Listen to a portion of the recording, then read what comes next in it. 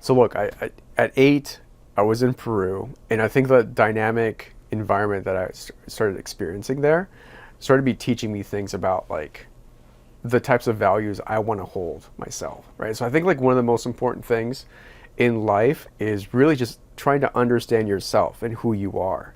Some people really get that and they land into it and they feel really good and they just take that path, and they run with it. So it's like finding your super early value and passion in life. Like the earlier you can find that and understand it better, like the better off I think you're gonna be, because you can like continue challenging yourself in that path, um, failing in that path, and just like getting better and better and better and better. Yeah. For me, it was a complete roller coaster. I was in different things. I had core elements that I used, that I found out were really important to me, and I think one of those was just like empathy at a young age, man. And it was tied to racism. So like, yeah, I would see racism at school in the States. I saw racism in Peru at a soccer stadium one time when a lady, a Peruvian limeña, kicked a humble, gentleman and his son, to say, salaca cholo de mierda, like just being like, get out of here, you Indian, basically. And to me, being young and seeing that at first hand was like, wow, like, first, like treating everyone with respect, no matter who they are, is like something I want to do, right? Also, like trying to help people, like those two kids, like that father and son, man, I've used them visually in my mind as a source of energy that, like, if they knew, they would probably be like, wow, like they've given me, that experience gave me more than like a lot of other stuff that I've experienced in life. It's wild to think about, like right now, like it kind of trips me out because I've used it as like I'm doing this because of that. Like I hate people who like treat others like with disrespect.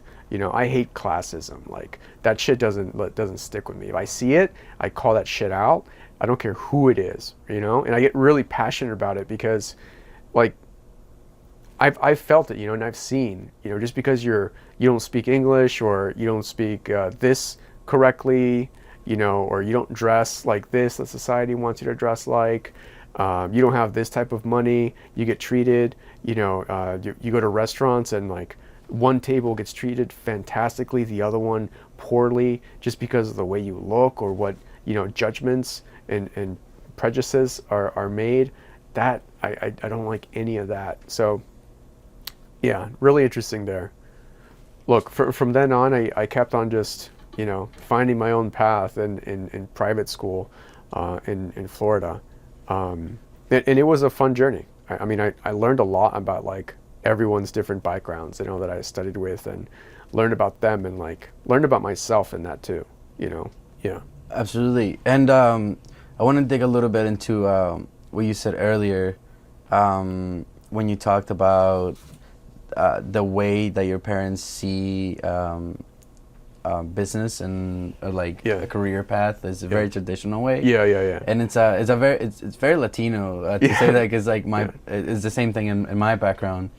And look, I'm not gonna say that, I'm not gonna talk poorly or good about like school and education, because education is primarily the best thing you can do for your kids and the best thing for human development, especially at an early age. Child development is so important, and being able to give your children the best education possible at an early stage, I think, is crucial, because those kids are gonna run the world at some point, right?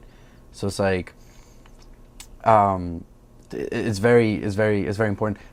At the same time, though, I think that sometimes education can be very relative, because, for example, and there's something I want to ask you too, because you do things that are like you have to be smart to do these kind of things, like how savvy you are with computers and with Web3 and all you're doing.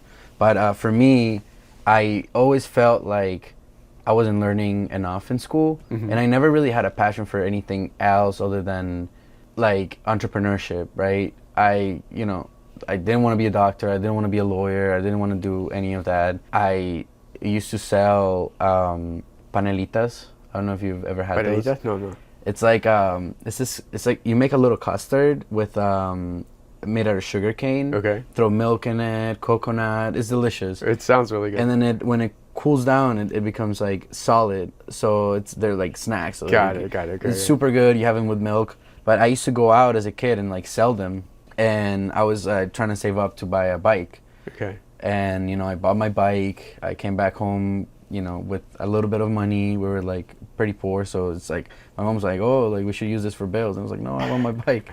Without getting too much into it. Yeah. So, I always thought that selling and buying, and that was my thing, right? Right. And then, I dropped out of college with 2 semesters left. I was studying finance in Suffolk University. And I was just like, I'm not a doctor, so I don't, like I feel like the knowledge that I'm getting right now is not taking me anywhere, because like at that point I was already running my own business and making enough revenue to live, and building portfolios of like stocks, and like I was, I started doing things that were like very advanced, compared to my peers, and the professor. Like a professor that would teach you about coding is a master at coding. That's why he's a professor, right? To be able to teach, right? Yeah. But someone that teaches you about like business management, but's never managed their own business, or has never created like their own idea, like I don't feel like it's the right person for me to sit down and listen to. Yeah. That's why when I went into the entrepreneurship world and I started surrounding myself with other entrepreneurs, I learned so much, and I didn't spend $200,000 to learn all that. Yeah. So I wanted to dig a little bit into, because for Latinos also is very taboo, to go into other technologies that are not like what's the word I'm looking for? Traditional. Yeah. And your parents are very traditional, right? So they want you to go to school, follow that path. Like go to school, get an office job, work your way up in the company. Yeah. Eventually like end up with a good position and then retire, right? I think like, look, my parents have always been my biggest believers. Okay. My mother for sure, out of anyone in my family, like, because I went down the path of like, I'm going to come up with my own ideas and launch them. And it's just entrepreneurship, right? Yeah. Project here, project there, bam, bam, bam, bam. My mother was always there. Like, even if she didn't believe it herself, she would address me as if, I believe you, son. Yeah. Even though like behind the doors, I don't know, maybe she's like, fuck, another idea. Like this guy's crazy, Yeah. My dad would always just be like in the corner, be like, he was silent, never like, because like, there's only so much that you can kind of believe someone, right? And I would ask my parents for a little bit of startup money, here and there, and after not being able to return it one after another, it was like, dude, go get a job, right? Like go do something. We got you to private school, but here's the thing, in private school it was like I got a 4.2, man. Okay, so like I would study and I would like get the grades and pass the test, because it was just, my parents just drilled it in my head, you got to get to university. And in my mind, when I started doing my own research at like sophomore, junior year, because I was also really good at like sports and stuff. My parents put me in sports. I did karate. I would win championships in karate.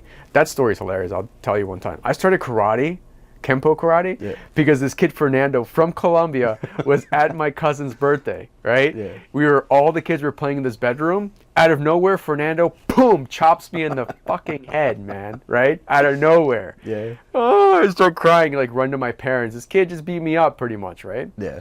Then the parents talk, they're like, where did your son learn that? Where did that come from? Oh, he goes to this like karate, Kempo karate thing.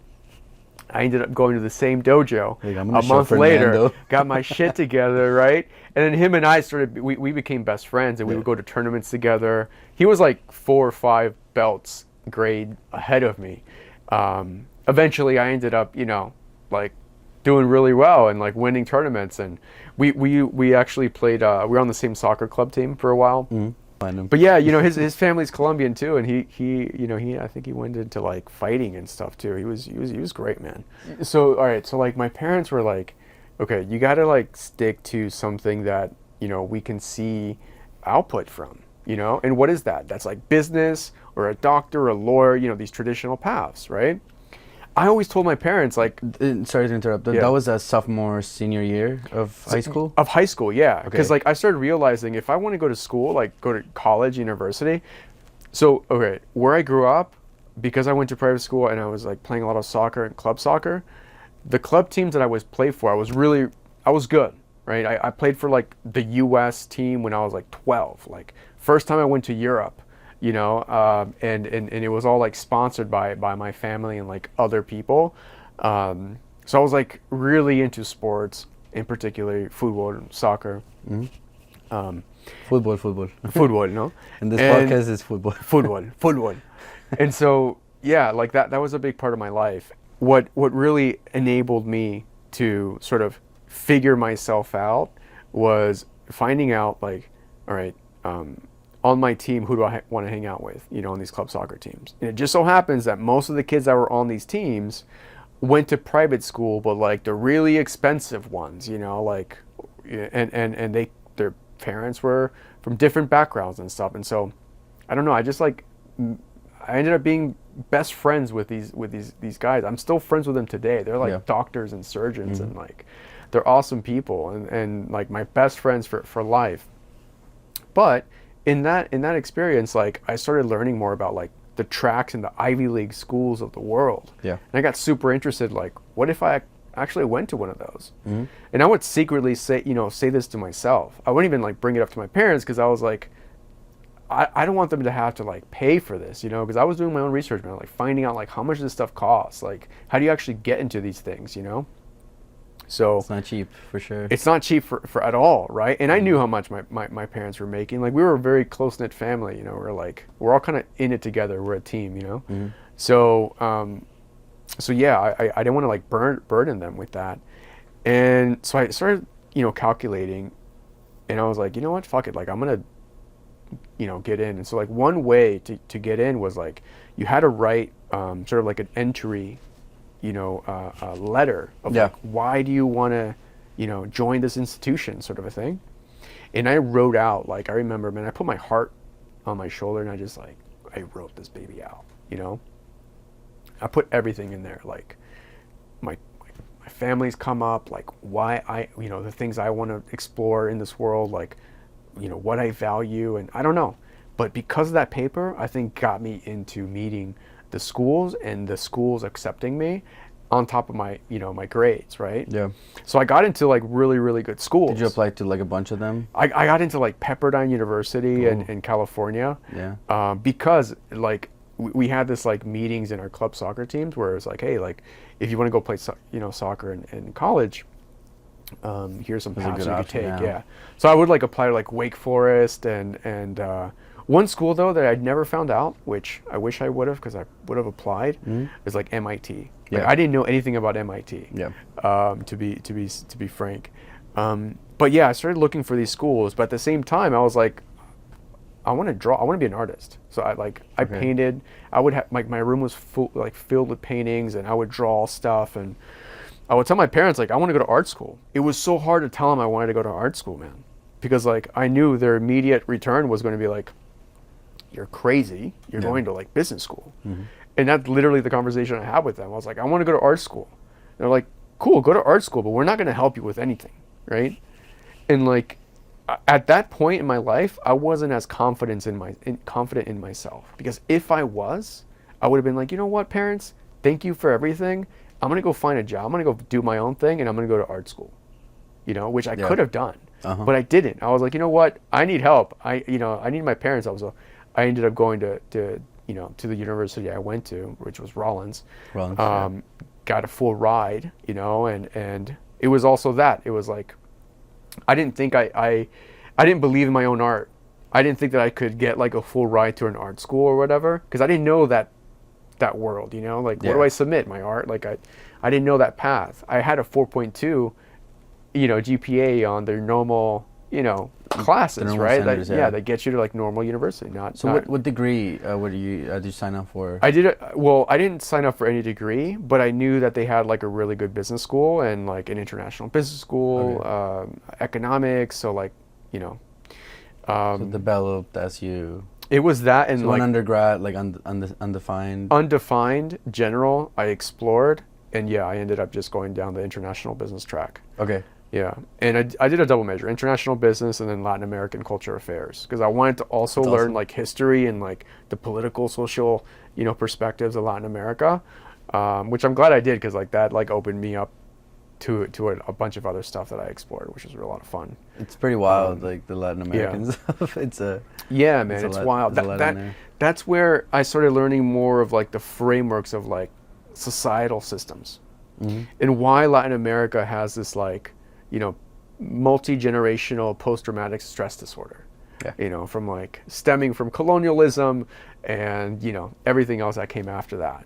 But really the pain in Latin America, it you know, probably could have started before colonialism and like pre-Colombia era. But dude, like when you're talking about, you know, Jared Diamond's book, Guns, Germans, and Steel, 3 factors why Latin America developed the way it did. I mean, look at us, you know, like if you go to the country, I mean, colonialism is still living and breathing, you know, and anyways, I won't go down the political part, but yeah, man, that was sort of the decision tree, you know, of going down to traditional university or the creative side. Do you think if you were to say, I'm gonna do it on my own, go to art school, like, what do you think would have been different? Because like one of the things that I firmly believe is, so you can take different paths, right? Yeah. And I learned this from like this book called The Alchemist. I don't know if you Yeah, read it. for sure. It's my favorite book ever. Yeah. And you know, the book has a beginning and an end, right? And for some people, their journeys end earlier. For some people, their journeys keep going. But you can take different routes. But at the end of the day, I mean, without getting too mystical here, but like, if it's written, like, it doesn't matter what path you take, as long as you, I feel like as long as you keep going towards like what makes you happy and keep growing and educating yourself, at the end of the day, you'll end up where you want to be. But is that the case for you? Do you think that you would have been here right now and the super yacht being a CRO and Yeah. have the background you have, if you went to art school? Do you think you would have? What do you feel? Because Yeah. You know, I would it's a have. big decision. I think, I mean, it's interesting. It's a great question. I, like, from my heart, I feel like I would have been in that parallels universe version of the yacht, you know? Okay. And so, like, maybe it's like being in some, I don't know, you know, mountaintop overlooking the French Alps because I got, you know, commissioned to go work on some art in Europe or something. Yeah. You know, or like in Cusco, like looking at Machu Picchu, I'd probably be there. I don't know. But like in those are parallel worlds. I do believe that like no matter which one, I would have explored myself and gotten to a point where it's like, you know, this what people consider to be successful, or like you kind of, you know, you did something, you made it a little bit. I think I would have been in both parallel worlds for sure, because like that on that sort of grit and the want to know more, right? To know thyself. I don't care what I would have done in my life. Like that would always be like central to my journey, you know. The business one is one that, you know, took me down a wild path. Yeah. You know, where I cut my teeth in after undergrad, moving back to Peru because I always wanted to live there.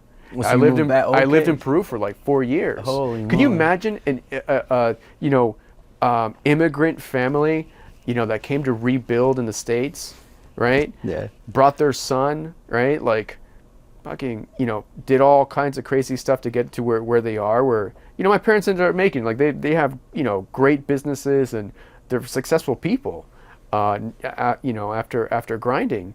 And but like then their son, right, who they like help support, he wants to go back to where we left. right? Like that's Like a wild, man. That's fucked up, you know, Yeah. like taking it from their perspective. I mean, I had a great conversation with my dad one time. Being like, Dad, like, you busted your butt, you know, to get us out here, and like, I know the countless sleepless nights that my dad just grinded, and now I have to tell him, you know, like, I'm gonna go back to walk those streets where you walk because I want to, you know, and go get, you know, drunk and party in those places where, you know, you left because I want to, Yeah. you know, because I'm in this like in this position to be able to go do that in a different choice, yeah. life, right? Mm-hmm. It's crazy to think. I mean, it's wild to think. To Did be you honest. work there, or did you just move? Yeah. No, over? I worked there. I was I was building a portfolio of medium to small size mining projects Okay. at the time. So I had like a team together. Everyone on my team was like double the age of me. Mm-hmm. They were older people, and sort of like, yeah, working a lot of brokering deals, you know, in the mining industry, which taught me a lot about just That's crazy. people in That's general. crazy. Yeah. So what were they mining? Like coal and So Peru gold is and like stuff? number 2 in producing silver in the world. Silver, that's right. Like, you know, close to 1, 2, 3 in gold in the world. Number like 2 in copper. Like so like they have like gold, silver, copper, iron, lots of natural resources. You know, Peru was the like a viceroyalty to Spain. You know, it was the major capital aside from Mexico City of all of Latin America for the Spanish, you know, colony. Yeah. Because of its port and of its natural resources, you know, that it had. So Mm-hmm. That's very different to what you do now. Obviously, there's a process to it, right? It's wild. It's wild. Now we haven't gone into like what I do now, but like we can, and you know, a big part of this game Yeah. is territorial conquest and mining. And so even though it's like Oh, now I mining get it. game, like I actually work, you know, I have really interesting discussions with the game design team because I'm like, I've actually know the supply chain of processing, you know, natural heavy metals. Did you go on site when? Oh yeah, when I've been you- on site. I've been. Was it dangerous, or was it like a? No, 'cause it in wasn't. Colombia, I know the mines like Yeah. well, in Colombia has a problem with like guerrillas and like Sure. criminal bands and stuff. So like Yeah. when you go see a mine, like you might get Yeah. like kidnapped on the way. Yeah, I mean, So- I went to like sort of like official proper mines, you know, even though like 80% of the mining industry in Peru is unofficial. Yeah. You know, I went to the official ones, and it was it was crazy. But I also, you know, I operated a little bit in the sort of final processing of gold with a Okay. team from Venezuela, actually in the Canary Islands. Wow. Where they would basically take recycled gold, refine it, and then they worked with the trading desk out of Italy, who basically traded the Dure bars, Yeah. gold Dure bars. Yeah. So let me make a wild like assumption, right? So I'm a firm believer that again, like what we discussed earlier, like, you know, whatever the choice you may take, like if that's your path, you're gonna end up where you want to be, as long as you're willing to do what it takes, right? The universe will conspire. Yeah. But so when you were doing all this, you know, all these jobs like mining and stuff like that, obviously that's very different to what. So you know, I wasn't mining. What I was doing is well, not mining, but like in the industry, in that Yeah. environment. Yeah. Versus like painting. I don't know what kind of art you were doing, but like Yeah. versus painting, like Yeah, yeah. Picassoing it. Here's what I found out about myself. Right. Yes. I was like really good with just like you give me a mission, and I can operate. I'll execute. Mm-hmm. Right. You were on the phone with like we took a quick break, and you got on the call, right? And that person needed to find a solution. Yeah. Right. I'm the type of person that will not call you. I will solutionize it myself. I don't care what it is. Right. I won't call the person who definitely has the answers. Yeah. I want to figure it out myself. Mm-hmm. Not because like, you know, because like that's just in me. I want to figure out the puzzle. Right. Yeah. It's like no matter what, I'm a problem solver, and I love that. I'm really good at that. Okay. But what I love doing is losing myself in art. I love doing that. Okay. So how do you as a person, you know you're really good at one thing that could potentially give you the output that you need to manifest a physical world, compared to doing something else where you can lose yourself and not knowing if there's any going to be any output in exchange for the time being spent in that space Yeah. and time. Mm-hmm. That is a fucking challenge, right? Yeah. And so because my entire life has been, you got to be successful, that's tied to money, right? In the physical, I've had a challenge leaning into this other part, Yeah. right? Even if you're doing something completely different to what you wanted to do, once you have the freedom financially, Yeah. and you can basically be that Pablo, that Pablo Picasso. Yeah. You can do whatever you want, because like, Yeah. I mean, right now you're an artist. You know, you're creating a universe, and that's all art. That's like all, you know, you're this things live in your mind, and Yeah. and you have your team that make them come to life, and that's part of like what being an entrepreneur is. But so, and I guess I want to make this point because I want people to know, and it's kind of messed up that I'm going to say this, and you just said it, but like, it's all money at the end of the day. And if you do things that you don't like doing, but you just do them anyways, because you know that money is gonna give, that money and that knowledge is gonna give you the freedom to say, this is what I want to do, and just do it. Because like, again, another one assumption, but like you could very well be, in 10 years you could very well be a billionaire, because you're a pioneer in the space that you're developing, and you could be a billionaire. And then in 10 years you could keep going with that, and keep, you know, now your art has evolved to a different form, which is dope.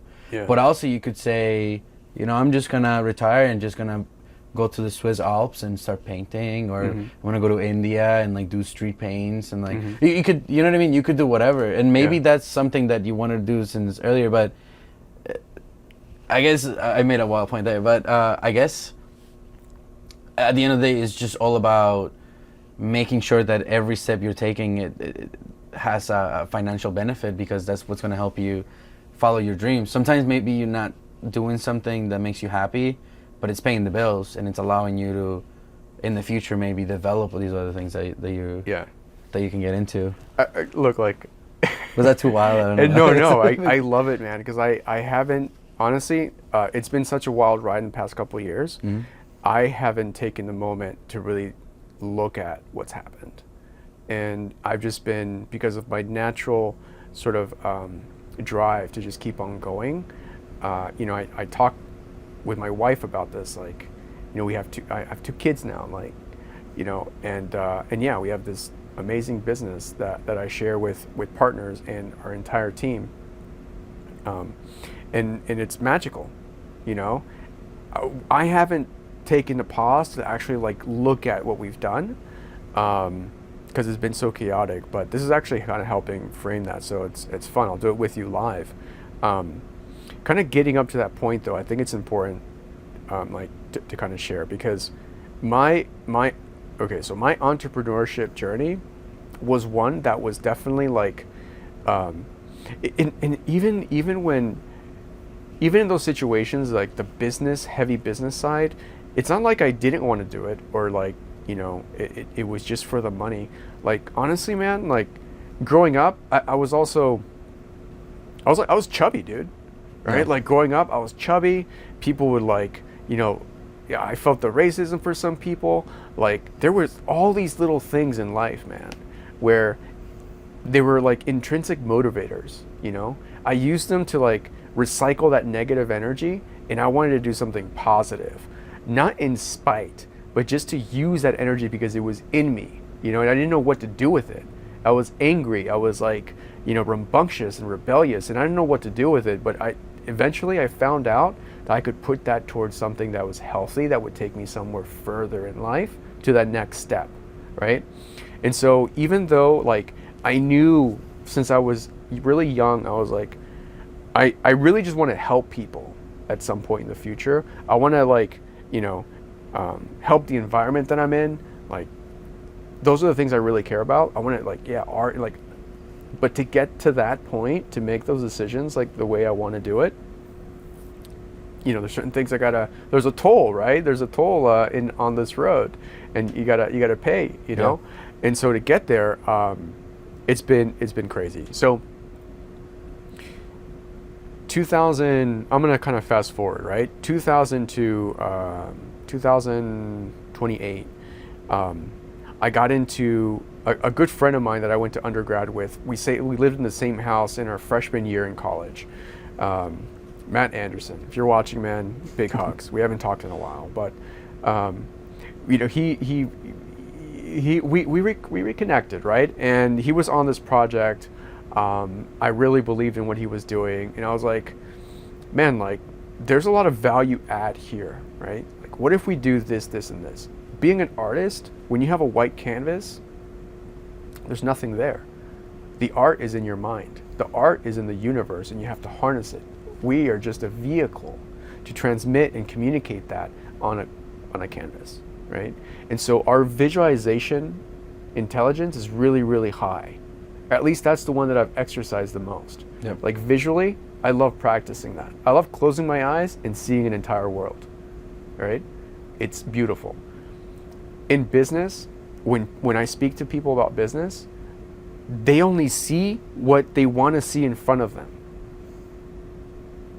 And that's the biggest challenge, because they can't see the 3-year, 5-year mark, right? I can visualize that for people. Mm-hmm. I can also like think about different paths to get there. If I'm with the team or with the person along the journey, I know how and where we should make adjustments. But it's like art, it happens like organically, right? There is no one path, straight line from point A to point success, Yeah. right? So in this journey with this company called Vanguard Scientific Systems, it was like manufacturing extraction equipment for the cannabis industry, right? And so we built that whole model out, a sales model. We took it to different countries, traveled the world with him. We did really good business. But after that, what happened? COVID. Yeah. I was at the World Economic Forum in 2019. Yep. At the end of the year, or beginning of the year, in January. And on the way back from that flight, COVID wasn't really like out and about. Like, it wasn't hitting the airwaves. It was just like a virus sort of a thing. About it, yeah. On the way back from Switzerland, I'm in a layover in Seattle, and I start hearing this thing. Everyone's wearing masks. It's like it's an airport where like a lot of Asia goes through. Everyone's wearing masks. I'm like, why is everyone wearing masks? Kind of weird. And then on the news, I started seeing this thing, COVID, and I'm like, what the heck is going on? I get back to my house, and I'm like, I'm dead, bro. I'm like, I tell my wife and my daughter, like, I know we haven't seen each other in like over a week, but I gotta go and like, I have something. I went straight to the back of the room, and like, I'm didn't get tested or whatever, because like no one was testing for this stuff. There wasn't even the right test at the time. I'm pretty sure I had COVID, but like, anyway, I was back there for like a week. It took a while for that whole situation though hit businesses, right? Yeah. Like 80% of businesses all over the world. Mm-hmm. And a lot of people had to do layoffs and all this type of stuff. This company was one of them. And so at that state, it was like, man, everything was great to a straight down, right? Got to kind of have to restart, had to lay people off. COVID's like hitting, all of like society's just like imploding, right? Everyone's going nuts trying to buy toilet paper. What do you do, right? In one of our conferences that we were going to as a company, I was dropping off business partner and CEO at his hotel, and I get hit by a drunk driver. He fell asleep at the wheel, drunk, and rammed us in the back. Wow. I had an SUV at that time, and I was driving. Dude, like, everything goes black, black out. Boom, start hitting the wheel. all this stuff happened, right? Out of the adrenaline, like we look back, everyone's like semi okay. We get out of the car, and I'm like, I just want to get back to my family mode. I just want to go see my daughter and my wife. Like, I just want to go back home. So like, didn't go to the hospital, and I was like, I'm fine. Like, I need to go back. Mm-hmm. Next morning, literally felt like got hit by a train. I go to the hospital. My car was like completely like wrecked, dude. It looked like an accordion, right? And yeah, definitely had a concussion, certified concussion, neck, all this type of stuff. At that time, I was riding and cycling about 200 miles a week. I was like in the best shape of my life, really, really good shape. Mentally, even though there was like COVID and all that type of stuff, I was good, but everything like switched, man. I call it the meteor year. Yeah. Because that drove me into a really, really deep depression. Wow. Right? Where like no one really knew about it because no one was seeing each other, and it's COVID time, or you're staying at home, right? So I went into this like creeping depression because like, number one, I couldn't get on my bike, couldn't ride, and didn't know what was happening with my career because like that was like dwindling, business was slowing down, and just it wasn't good. And I went like deep. Well, I ended up having met during my trip in Switzerland during the World Economic Forum a few doctors, and they were psychedelic assisted psychotherapy doctors that did work with cannabis assisted psychotherapy and ketamine assisted psychotherapy. They wanted to build out a platform, and so to distract my mental decay, psychological decay, I was like, let's go start another business, right? So I helped them I whipped up a tech team, did the whole like plan, and I created assisted psychotherapy digital platform, and launched it. In that process, I experienced a ketamine assisted psychotherapy session with these doctors. Completely changed my life in the fact that in that session, it like completely brought an energy life source back to me and took me out of that depression. Like just it's like grabbing someone out of the water and you take them out. And it was like, I got life back. Yeah. Right? Well, at that moment is when I started telling myself like, just surrender. Right? Like whatever happens from here on, like just surrender. It's not about the money. It's not about like the career. It's not about the title. It's not about any of that stuff. What your parents told you, that you had to be successful. It was like these like traits, these things that all of my life, it was like I looked at it from afar, disassociated myself from it, and I was like, fuck it, man. Like, I don't care what happens from here on. Like, I'm gonna do it for me. Yeah. And it was at that moment when I yelled out the word surrender that Star Atlas came right into my presence, and I reconnected with the co-founder, CEO of Star Atlas, Michael. He told me a little bit about the story, about the white paper, and we ended up launching that project about 4 months after that. And it was when, at this stage too, where I went down the rabbit hole of Web3 and crypto and all of this stuff. Yeah. Right? And that's kind of like where this next milestone started for me. Like right now I'm looking at you, but like everything else is kind of like just doesn't really transfer in regards to data. I'm just like concentrated on this conversation, right? Yeah. In flow with you. So when we take a breath and then we breathe out, there's a moment in between those two things, okay? Mechanically, right? And it's like trying to be in that moment in between breaths. If you can be in that moment in between breaths, it's like transcending time and space, and you're in the now. Yeah. So surrendering to that, being present, has sort of been like a practice that I try every single day. Sometimes I'm successful at it, sometimes I'm not.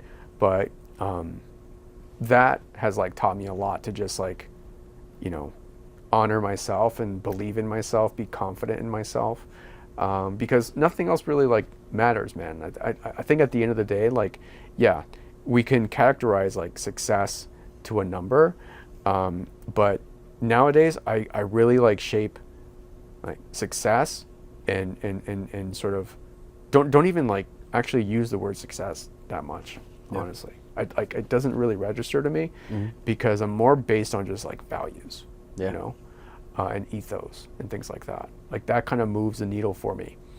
The numbers and like, you know, the financial part, yeah, like totally been chasing that, right? But now that like kind of just can pause a little bit because I've seen a little bit of success there, it becomes secondary. Yeah. Will it be at the forefront again at some point in the future? I don't know, right? I don't know, but like right now, it's like, yeah, I really just want to like work on the craft and just go deeper into this space. And that's where we are right now with like, you know, building this digital world. Yep. Before you get into that, I want to touch base real quick on depression, because, you know, I haven't experienced depression myself, thankfully, you know, because I don't know, I've been a pretty happy dude. It's awesome, man.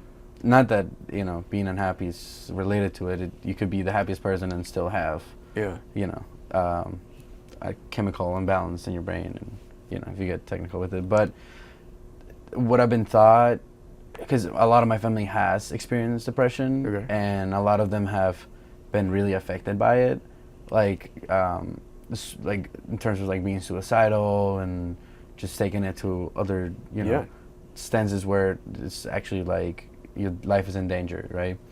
But the biggest problem hasn't been that they've had it.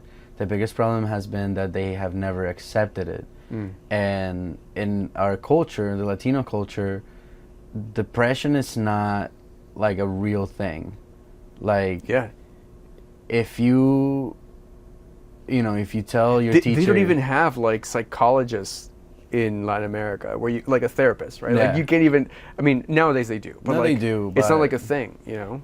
Yeah, I mean, they used to say like, oh, if you go to a psychiatrist, like you're crazy. Right, you're going to loony bin. Encerrémoslo, amarrémoslo.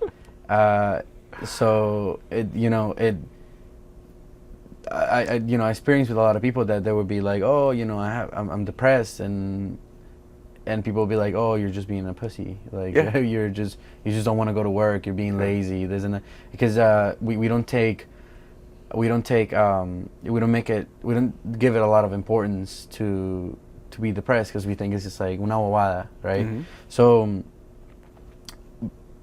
and in the entrepreneurial world, you know, you happen to go, and this is something I struggle with a lot, you happen to one day think like, I'm capable of everything, I'm the man, like I'm proud of myself, to seeing something or hearing something and then being like, damn, like I'm not gonna be able to do this, like this is a bad idea, people are not gonna believe in it, I'm gonna look dumb, just starting like having all these doubts, and you know, and you're the one who's dragging yourself down, because like sometimes like when you're criticized, you're like, I don't care what they say, like I'm still doing my thing.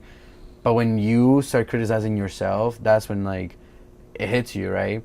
So when you're in that state of mind, I feel like you're very susceptible to like falling into like a bad depression, which you know, you've experienced something like that. So visit therapy helped you a lot.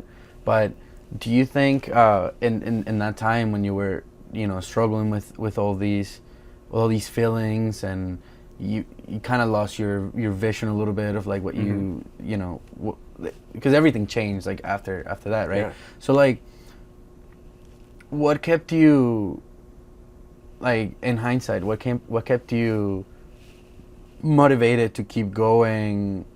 Obviously the treatment helped, but like, was there any like revelations you had, or like any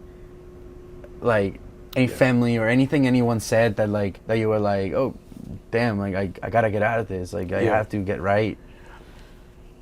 It's a great question. Did you and before that, did you take the depression seriously at first, or were you just like, oh, I'm just kind of feeling weird? I've gone through cycles of depression for a long time in my life.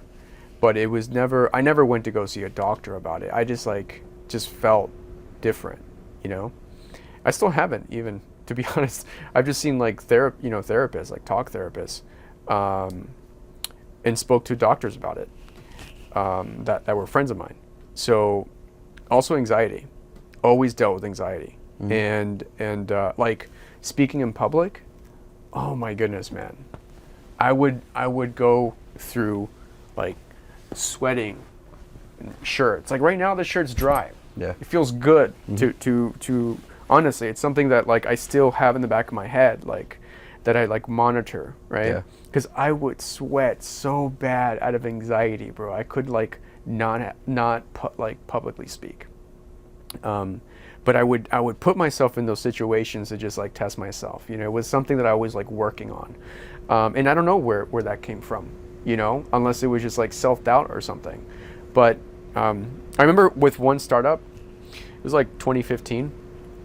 I went through an incubator where at the end you have to present to like hundreds of people, right? Your idea and you have to pitch everyone. Man, like, every single night it was like a nightmare. Like, oh my God, I gotta pitch. I gotta be on stage. And I remember watching a video, and this, because like I would Google like how to get over anxiety of like presentations and stuff, and just like figure stuff out. And this one video, like this one person was like, look, what is the worst thing that could happen to you on stage? Like, are you gonna die? Like what is the worst thing that's gonna happen to you? And that just kind of rang to me. So like when I was still kind of dealing with that on stage fright or whatever, Yep. I would just tell myself like, what's the worst thing that's gonna happen to me? Every time before, and any time before I would get on stage, that I would tell myself like, what is the worst thing that could happen here, right? And it worked. Eventually doing it over and over and over again, I just got past it. But anxiety and depression was like a thing that I and still to this day, like one way that I get through that is by really just like exercising, like doing something where that energy is utilized, Yeah. right? It's like this mental energy that I sort of cultivate, and I start creating narratives for myself, right? Where I just talked about being present in the now, right? Yeah. The reason why why I create narratives is because I'm either in the future or I'm living in the past. Okay. And that's creating a story in me, Yeah. right? And so in moments of depression, like, yeah, I'm trying to control what's going to happen, which is why that word surrender was so important for me, because there's nothing I can do that's going to like create that future for me, in the sense of trying to control it, Yeah. And a lot of times in my life, I was just trying to control things, control this outcome, that outcome from different stuff. And it just comes down to the point where it's like, dude, like let go, Yeah. like let go. You just got to surrender. And so that's kind of where I was coming from on that. Like nowadays around depression, and like, I don't know, like feedback from my family. Yeah. Like even when I brought up, that I did this treatment to my family, everyone's just like deer in headlights. Like, what? Right? But the things and the conversations that I had with them about the stuff knowledge that I gained and that I integrated and was able to repackage to share my story with them, right? Not through preaching and not through like, oh, I'm going to do this now. Here's my pitch, family. No, it was by action. So I just let them see my change in my life, which I think I've done a pretty good job of doing, because, now my family asks me, like, so what was that like? They're interested now. Because before, it was just like, what do you mean therapist? Like I'm your mom, I'm your dad. You take my guidance. Like you don't need someone that doesn't know you, right? And it's like, I don't know. I think Latin American parents are really close with their kids, and there's pros and cons to it. I've always respected my family. Will always respect them. But my journey is my journey.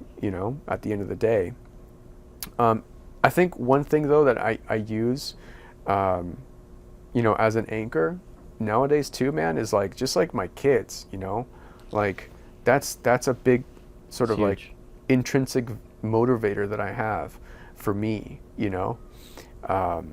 But that's also one, like, you know, I have to balance, right? Like I can't just be doing everything for them, right? I have to remember myself, you know, not from an ego perspective, but like if I don't love myself, how can I love other people around me? Yeah. Right. And so like that's something, you know, constantly have to remind myself of. Yeah.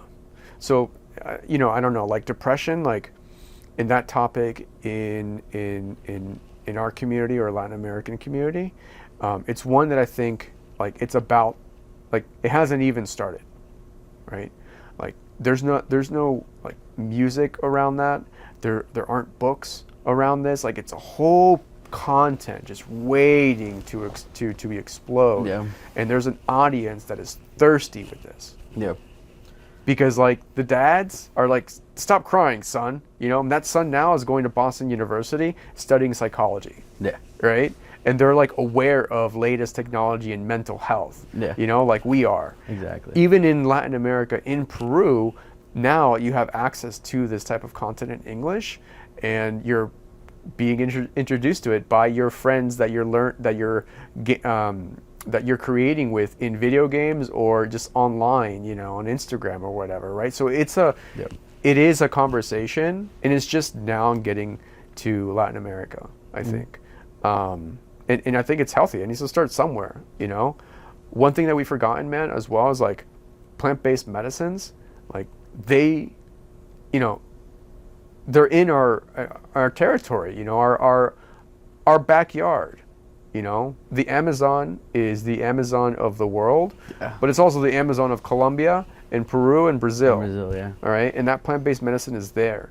Those people who are native to that land, they have a special relationship with nature, and they've used the findings that they explored in plants to cure a lot of different, you know, illnesses, including mental. And you know, people talk about ayahuasca now. It's like a cool thing to talk about. Yeah. But you know, it's been around for a really long time. And at the essence, okay, I don't believe there's like a silver bullet, like one thing that's going to cure everything. Okay, like the biggest thing to do is like accept the challenge. Yeah. You know, and like get ready to do the work, because that work, no one else is going to do it for you. Right? No one's going to wake me up and say, yeah, look, like you've been a great dad, but you're an okay husband right now. You could be better. Right? No one's going to realize that except me. Right? And no one's going to be like, hey man, are you being a good husband, or are you being a good dad today or this week? Like, no, man, like that work starts, right, with the individual. Why do I say that, and why do I bring that up? Is because like a lot of the things that, you know, no matter what our experience has been, like the problems and the issues, they usually stem from when we were kids, right? Yeah. A long time ago. It's just that over the years, a lot more experiences have occurred. It's like a triangle. Yeah.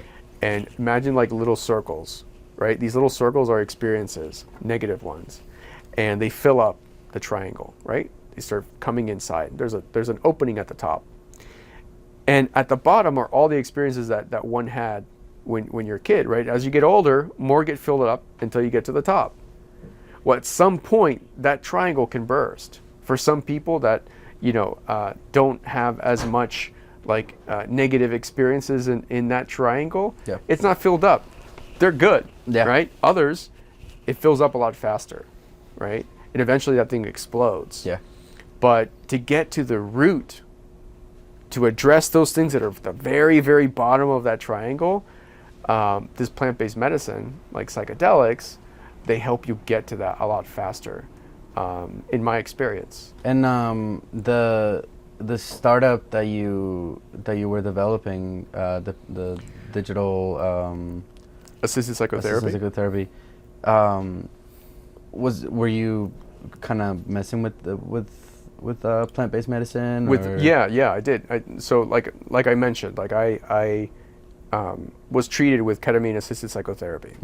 Well, you were treated, but were you, recommending that to other patients, or were there other patients? Yeah, I mean the clinic is sees patients all the time. Yeah. It's a operating business. Okay. Yeah. Oh, but okay, I'm sorry, I was confused. I thought it was what was your involvement with them? So you were I- a patient, or did you No, help them develop it? I advise them on like setting up the technology and the platform. Got and the it, and then you business became a itself. patient. Yeah, and then I Oh, wanted to shit. try it. Yeah. So that's why I was trying to get clarity on that, because how wild it is that you create something that you can then benefit from. Yeah. No, and in this case, it was wild because of just the whole journey of like the accident, the neck pain, all this type of stuff, and then this happening. I've experimented with other plant-based medicines, Yeah. As well, Mhm. but never in this like sort of clinical setting, with psychologists and stuff, which When it's like which all was monitored which was and- awesome. I think it's like one of the best ways to experience this because you get to sort of like, I don't know, optimize, the whole process. So with other developments that you're working on, and for example like Star Atlas, which is still mind blowing to me. I think I've said it a couple times, but do you think at some point it'll be like the same effect, like you create this thing that like then you're gonna use for yourself, or Absolutely. obviously like obviously I know you want to help people, and that's a dope mission, because that's like you'll get your benefits from it, like you'll grow personally, economically, but like if you're helping people, and that's why I do this podcast, because I'm like, if one person is like, yo, you changed my life with what you said there, Pablo said this, and it changed, it was transformational.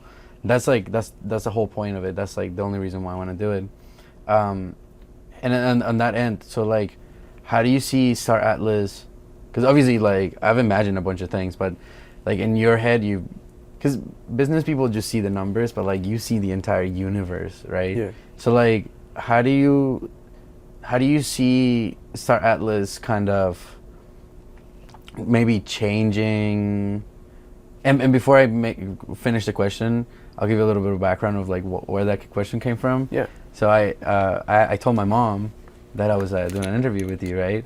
And she doesn't know like anything about crypto. She thinks it's like witchcraft and like and like the Web3, and it's just like it was a pyramid, it's a scam. Like don't mess with that. Yeah. Like virtual world, like again witchcraft.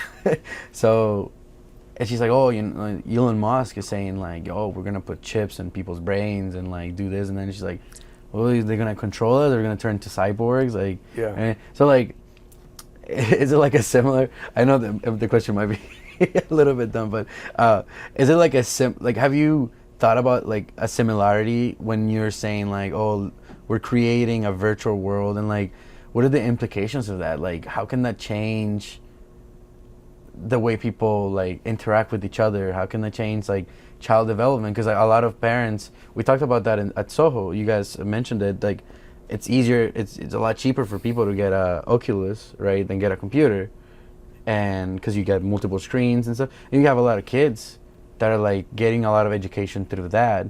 A lot of kids that are getting experiences through virtual reality, and I feel like in evolution, that's a tool that we now have to be smarter and go farther, right? But so like, how do you see what you do? How do you see that influencing like all of these things? Yeah. It's well, Yeah. it's I'm in the witchcraft, like, Yeah. how do I answer that? Yeah, it does seem like magic, right? It's pretty magical, yeah. Yeah. I mean, look, there's like so much to kind of tackle. I've listened to a lot of people talk about this topic, like what is crypto, what is Web3, gaming, on podcasts. All right, like Impulsive, Logan Paul. Yeah. Like he's launched his projects. There's a lot of like high profile people that have launched projects and their tokens and all this type of stuff. And I've like sort of just been observing. I love observing the environments in the markets to kind of get a pulse for people's perspective and the type of actions that people are taking in any given sort of trend. Yeah. And so, yeah, Web3 is trending right now, right? So a lot of people want to get into the space and they have a lot of questions. There's also a lot of, capital flowing into this new space, this new industry. So a lot of people are going to be interested and ask a lot of questions. There's also a lot of innovation, that happens in this space. Each one of those things I just mentioned, they gravitate and sort of have a pool for different types of people and backgrounds, right? And so you have distributors, like influencers of content. You have people like who are engineers and developers who are building the picks and shovels of this new technology and pushing the technology forward. You have different sort of profiles that are interested, right? Now, I think what's super, super interesting right now is the fact that we get to watch these things around us while at the same time I can build inside. Yeah. Right? And I know our team's ethos and our mission and everything that matters to us. Like, I know our values, right? Yeah. So when people sort of have questions about Star Atlas, or they make videos about Star Atlas and they're negative, or whatever, like, it's part of the journey. Yeah. I know what we're doing, so like that's really what matters to us. Yeah. So I'm kind of setting the stage here a little bit, if you can tell, but like, I'll first start off with this. Like, when I first heard of like crypto was when I was studying Second Life back in 2009 while I was in undergrad. 2008, 2008-ish. And at that time, do you know what Second Life is? Have you heard of Second Life? I do not know. It's like one of the first, it's one of the first virtual worlds ever created. Okay. Okay. And a lot of people thought that Second Life back then was going to be like the thing, kind of like how some people think Star Atlas might be the thing. Well, Second Life was this virtual world that everyone thought, all big brands. One of my professors was pretty much like guiding and consulting Toyota to enter this play of Second Life and buy digital land and have their billboards and marketing, Toyota in this world. I spent a lot of time doing research in there. The method I would do research is just being part of the Second Life community. And I would just hang out at like random times inside the space. I would meet people, people that I thought were girls, or people that I thought were guys. Well, I had no idea who these people were. I just saw their avatars, right? And I would have conversations with them. And I would go up to a ATM and see a Bitcoin. I could have bought Bitcoin inside of Second Life back then. Yeah. Can you imagine? Like, but at that time I had no idea what it was. And the currency Bitcoin didn't like click for me, right? Because its economy wasn't being run by Bitcoin. It was just there a little bit. And also at that time it was like Bitcoin was just getting started, So I think along of just like the crypto journey and cryptocurrency, it's been a part of a lot of scams and a lot of negative stuff, right? So it has baggage, okay? The word cryptocurrency has baggage, but the technology itself is what interests me. When Michael brought it back up to me in 2019, 2020. And that's when I started doing more research. Along the way from 2009 to 2020, my friends would, try to get me into Bitcoin. And my immediate response was like, that's a scam. Like, it's just, there's like a pyramid scheme. It's bullshit, Like, I'm finding success in other ways. I don't need to do some, like, give you, buy this thing. And like, what? Yeah. No. Right? And I don't know. It wasn't like, it wasn't pulling me in, Again, it's my journey, right? So I get back at like being, what? I'm going to go down the rabbit hole. And I did that when, after Michael sharing to me, with me the initial white paper. And that's when I was like, well, what's an NFT, right? That's when I was like, what is Bitcoin at now? And I mean, what was Bitcoin at in 21, man, in 2020, right? Started kind of going up to its all-time high, right? It was pretty crazy. Went from like $5 grand to like 25 or something like that. It was something stupid, crazy, yeah. right? And so I was like, oh wow, like there's real capital coming in here, right? And I would read like PricewaterhouseCoopers papers, you know, like McKinsey papers on Web3 and crypto. And I was like, oh wow, like the big guns, you know, are looking at this space. It's not just some, you know, like little thing that people are talking about now underground, you know. Yeah. You know, Silk Road, you know, type of stuff. Like it's not that, like the big institutions are looking at it. So that gave me a little bit of credibility and like, you know what, let's go even further. So I didn't sleep for like 3 weeks. Oh my Okay. God. And my wife was like, what's wrong with you? Like, what are you up to? What are you reading? Like, what is this stuff? So I just kept on like reading and reading and reading and reading until I started, I was like, okay, wow. What if, so the concept of Star Atlas, right? When it was presented to me was like, this is a grand strategy MMO, AAA game is what we want to build. I was like, okay, cool. Well, what makes that different than all the other games that I've played in the past, right? Like, how are you going to go up against Call of Duty, right? Those are the challenges that I like, right? Like, how are we going to be the best at something? And so there was like, okay, we're going to leverage NFTs. And we're going to build on, you know, this layer 1 protocol, this Solana. And so like the way they were talking to me, I'm like, this is jargon. I don't know what the hell anything means. I got to go to read some more. Yeah. So I started reading some more and then started understanding what NFTs are, you know, contracts, right? I started understanding the dynamic of layer 1s, right? So I started mapping out what this industry looks like, right? Ethereum, Solana, you know, and then layer 2s and dApps and sort of like how products are being built. You know, I started just diagnosing, gap analysis on the industry. And I was like, crap, like this is super, super cutting edge. Like this has the potential for a lot of upside because it's so new, right? Yeah.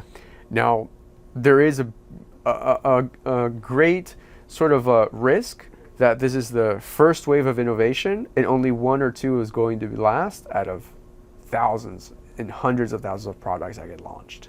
Right? There's a ton now. And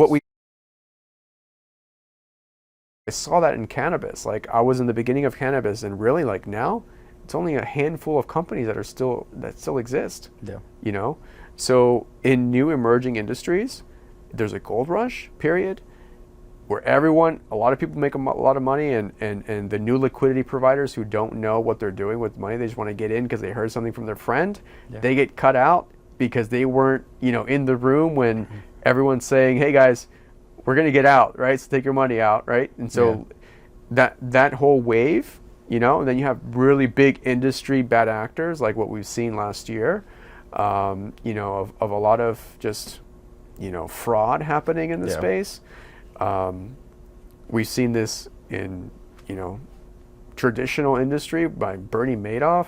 I don't know if you watched that Netflix documentary, but I mean, you know, he took the world, man. He took it, yeah. He took the world. He campaigned in West Palm Beach and took money, a ton of money from, you know, people in his own community, you know, people that were come out of Israel, right? Yeah. And he took money from everyone, bro. Yeah. The banks, you know, I mean, just like, it was insane what he did, right? And then you have 10 years later or whatever, you have a Sam come into the mix, and he took down the industry. Yeah. You know, completely.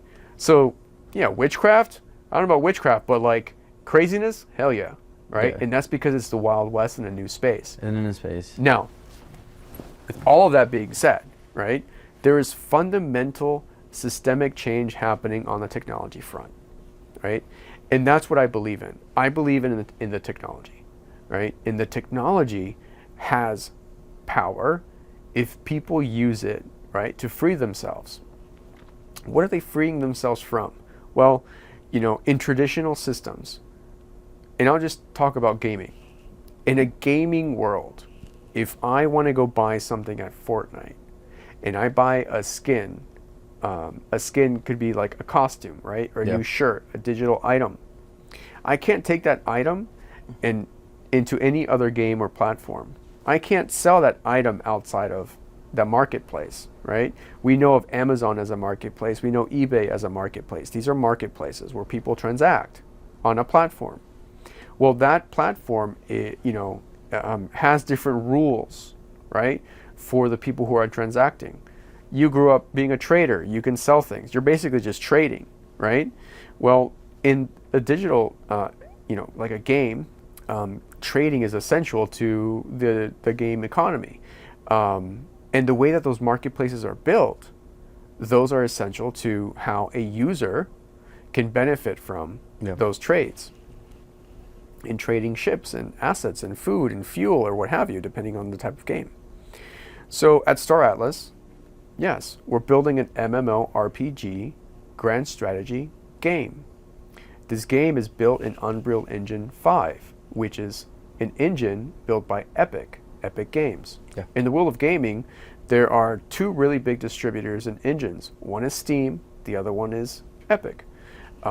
Epic has created sort of all of the components to become a worldwide powerhouse for a metaverse, and birthing and generating, powering metaverses. So we decided to go with Epic Games. The technology that we're building our game design on and the game logic is leveraging a layer 1 protocol called Solana. And so there are different layer 1 protocols, like another popular one called Ethereum, or another popular one called Bitcoin. And so these are all layer 1 protocols. They are a ledger, in some cases immutable, like in Bitcoin, where you can't destroy this information that goes in the ledger.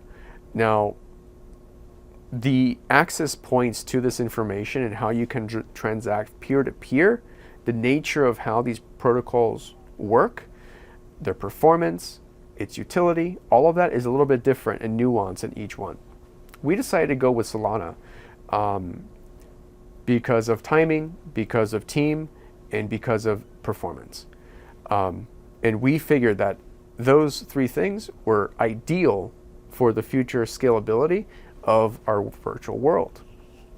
Now, the way that we view Star Atlas is that the IP of Star Atlas is world class. It's literally could be like the first IP that is born in the Web3 environment that could go up against Star Wars or Disney. I truly believe that, right? And it's the first of its kind being born in this environment, right? I'm not comparing ourselves to the other big guns like a Call of Duty or a Halo. This is built in Web3, and we'll find out what that actually means to us in a little bit here.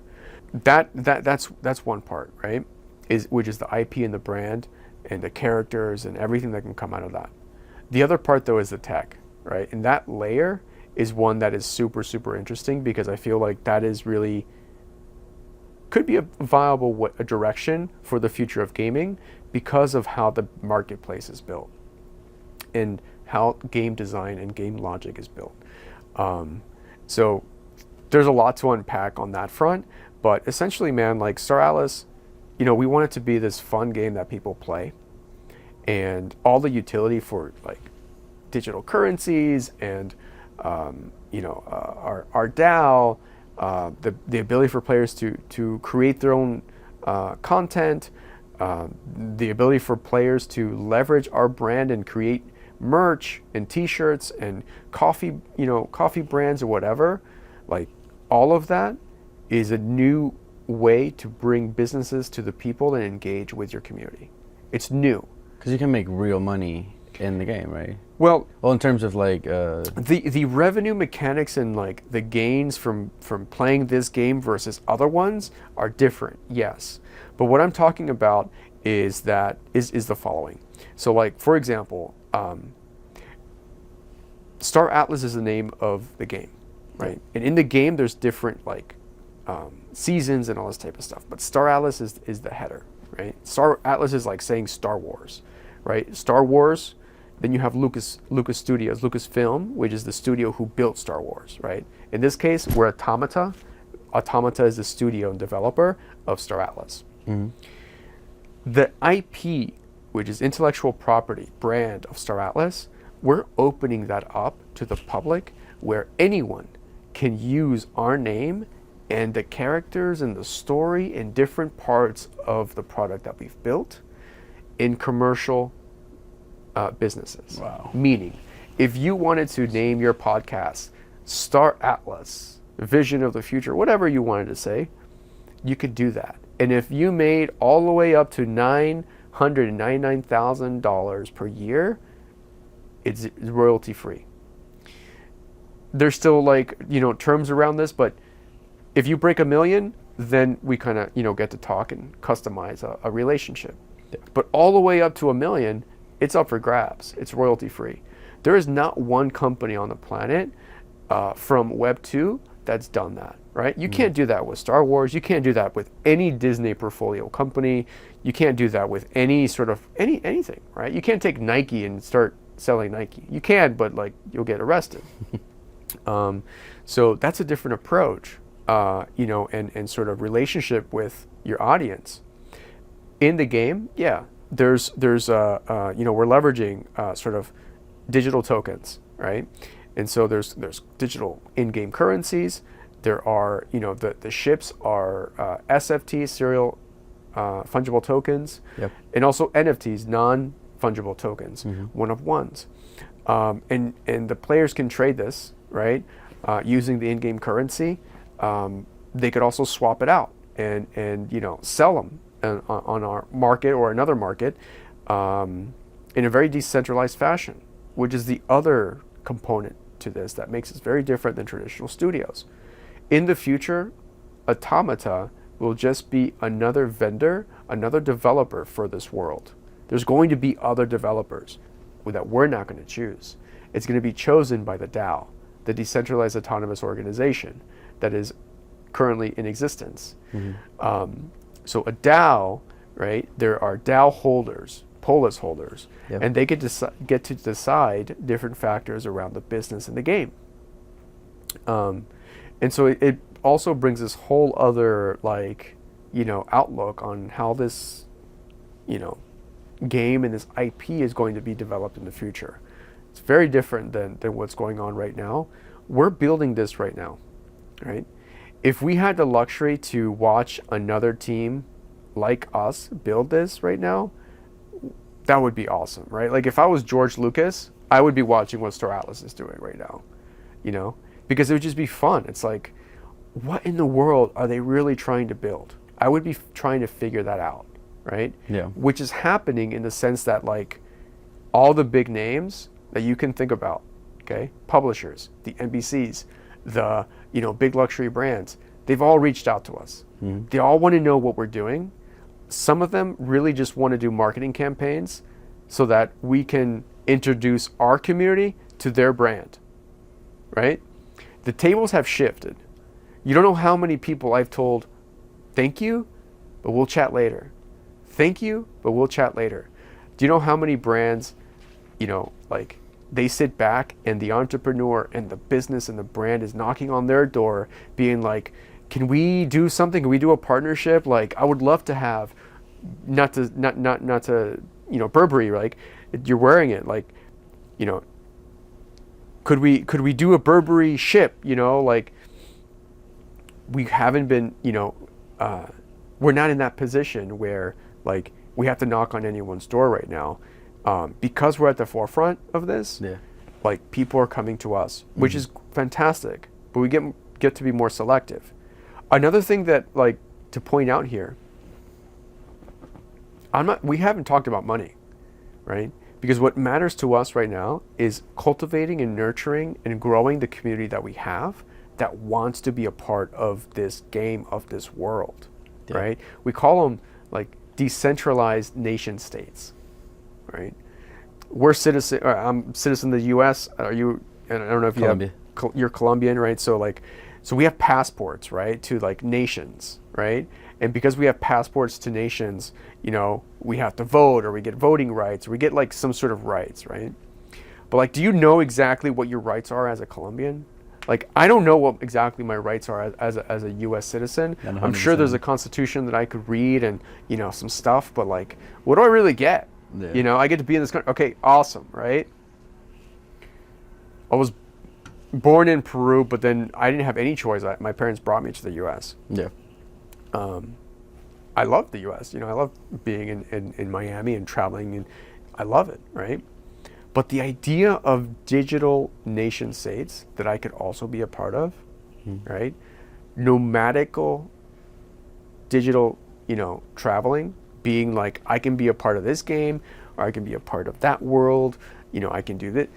Being a part of this, digital environment is sort of that like next thing that's going. What we're a part of right now is Google search, or whatever browser we enter the internet with, right? We can go into Facebook. You're a citizen of Facebook if you have an account. Yeah. If you have an Instagram account, a Twitter account, you're a member of that platform, right? That platform are all black boxes. There's nothing anyone can build and do in there that, like, without those entities telling you can or cannot do something. We're building a platform that's permissionless and censorship resistant, meaning anyone can build and do whatever they want on top of our platform, and they don't have to ask us anything, right? And so the ability for this to grow at a very rapid pace is exponential, right? If it grabs on, if it clicks, okay? So that's wild to think, right? So like the growth, scalability is matched to the technology and the openness that the technology is to the public. So it's like on this like route of being open source, so it's special, man. It's I know I said a lot there, but no, it is a lot, but I'm taking a second to process it all. But you know what I think it's really wild, man. Like, obviously it's gonna sound a little simplistic because you used a lot of like terms and obviously this is very good because it's educational, and like a lot of people that think this is still witchcraft, and like hopefully like my Latinos can like know that there's like, it's not just coins, it's not just like pictures, it's like technology. This is the future, It's like there's tech, there's systems, like everything does something. And here's a good analogy, right? Yeah. Like you just pointed something out really clearly. Today, because the industry is so new, we're talking about the tech, we're talking about the technology, we're talking about NFTs, all right? But if I showed you my phone, if we're looking at a picture of my phone, you're just looking at the picture. You're not asking me like what kind of phone it is, or like how fast can I render a photo in my phone. You're not asking about the technology on the phone, right? Did you see how the iOS manufacturer built that phone, or did you see how the Android manufacturer built those phones? No, I don't know how those things were built, right? Yeah. Right now, people are watching this technology be built. That's why the conversations are different, right? Yeah. They're different now, okay? So like the technology is being built from the ground up. That's why it's like there's conversations that are a bunch of noise around like just trading crypto and like the coins and all that type of stuff. I don't even mess with that stuff, bro. Yeah. I don't, because it's just like I'm in the tech, right? Building the tech. Where I want us to be at some point in the future is that we're just talking about the picture, right? We don't have to talk about the tech, because like that's not going to matter. Yeah. So when people are entering Web3, what they should be looking for is just like the projects and the people that are building something with a 10, 20, 30 year like vision, right? Yeah. Depending on how you want to enter the space. But that's what I would suggest, is that like you do background research on the people and the actual product that they're trying to build. If you can't find anything, then really, you're going to the casino, right? Like you're going to Vegas, right? Which is what people, are pretty much setting themselves up for. If you just want to have fun, and like buy a PFP and be a part of a community, like a club, then get a PFP, and be a part of a club. Because that's a lot of fun, right? But don't do it thinking that like the NFT is going to go up in value, then you're going to cash out. And that's like, no, man. Like, I would suggest is that like, you got to, DYRO, like do your own research, right? OR, and ask, more questions, every time. Just ask more questions. Yeah. like reach out to people like you know, because like on your journey, you're going to meet more entrepreneurs and more founders potentially, right? Learn more about this, and so there's always people that you know, you can kind of lean on for more information. Mm-hmm. So it's sort of like up to us, you know, like stay on track, on the pulse of everything, because you know someone's gonna like ask you for some sort of advice or something like that, right? So like you kind of want to just like definitely disclose, you know, that it's not financial advice. Like you got to do what you got to do, but like, you know. That's what I was telling Jesse earlier before you got here. I was talking about the, you know, looking at this whole space as like not as currency, just as like, you know, tech and the development and the evolution of it.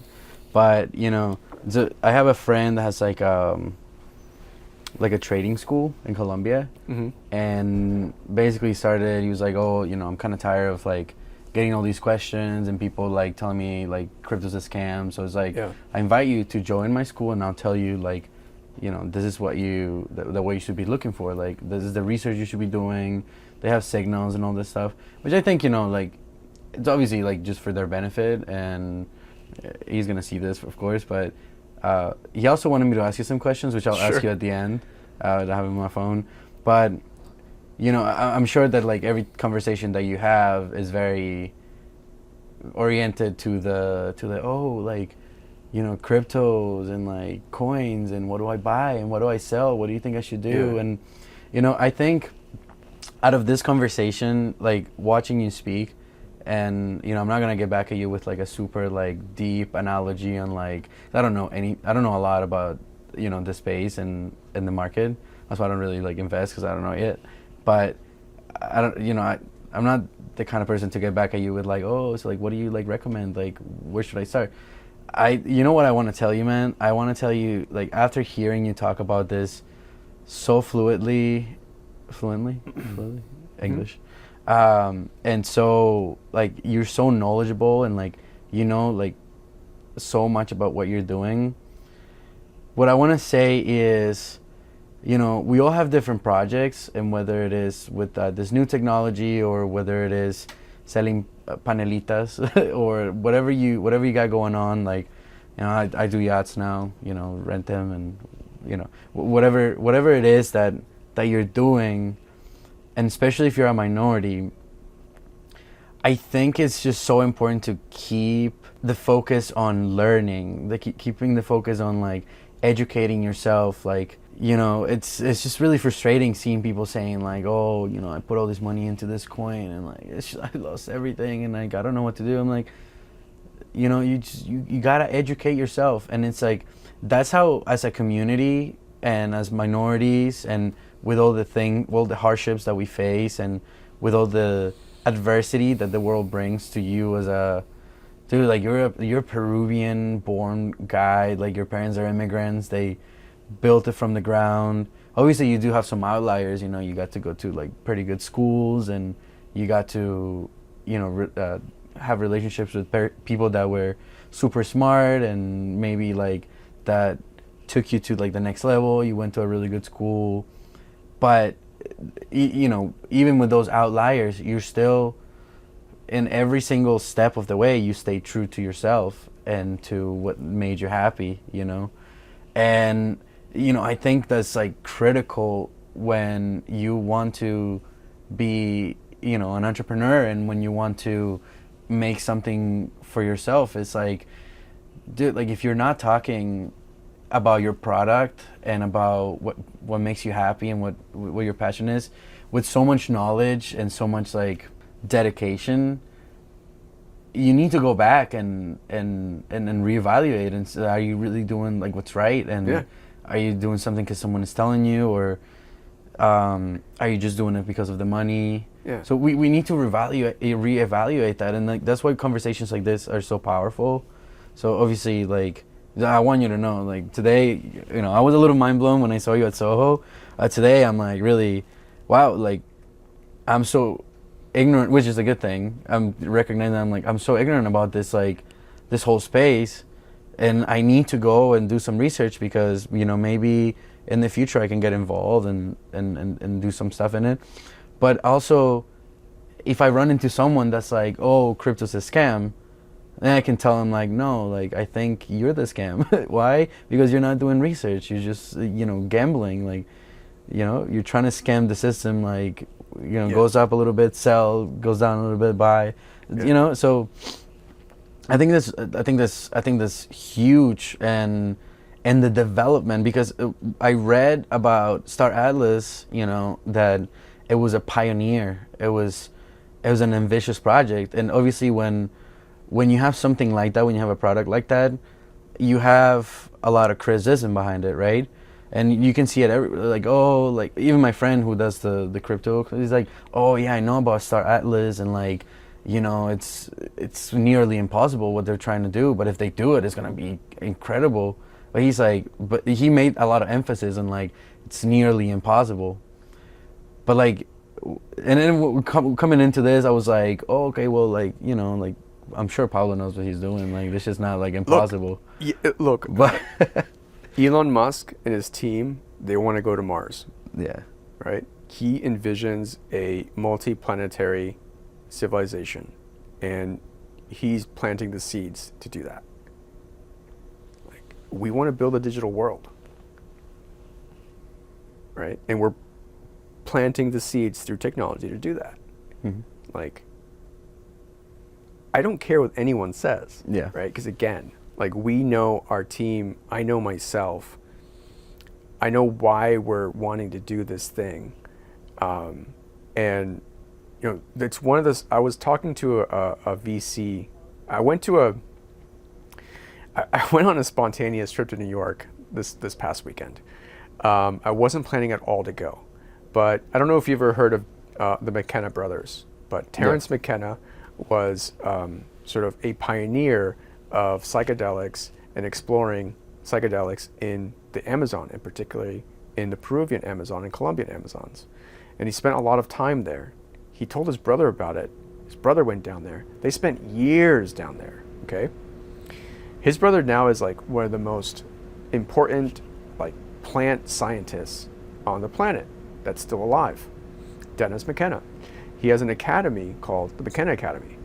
And he's actually on this journey to save one of the oldest, or the oldest, plant in sort of like laboratories, libraries in Peru, in Iquitos.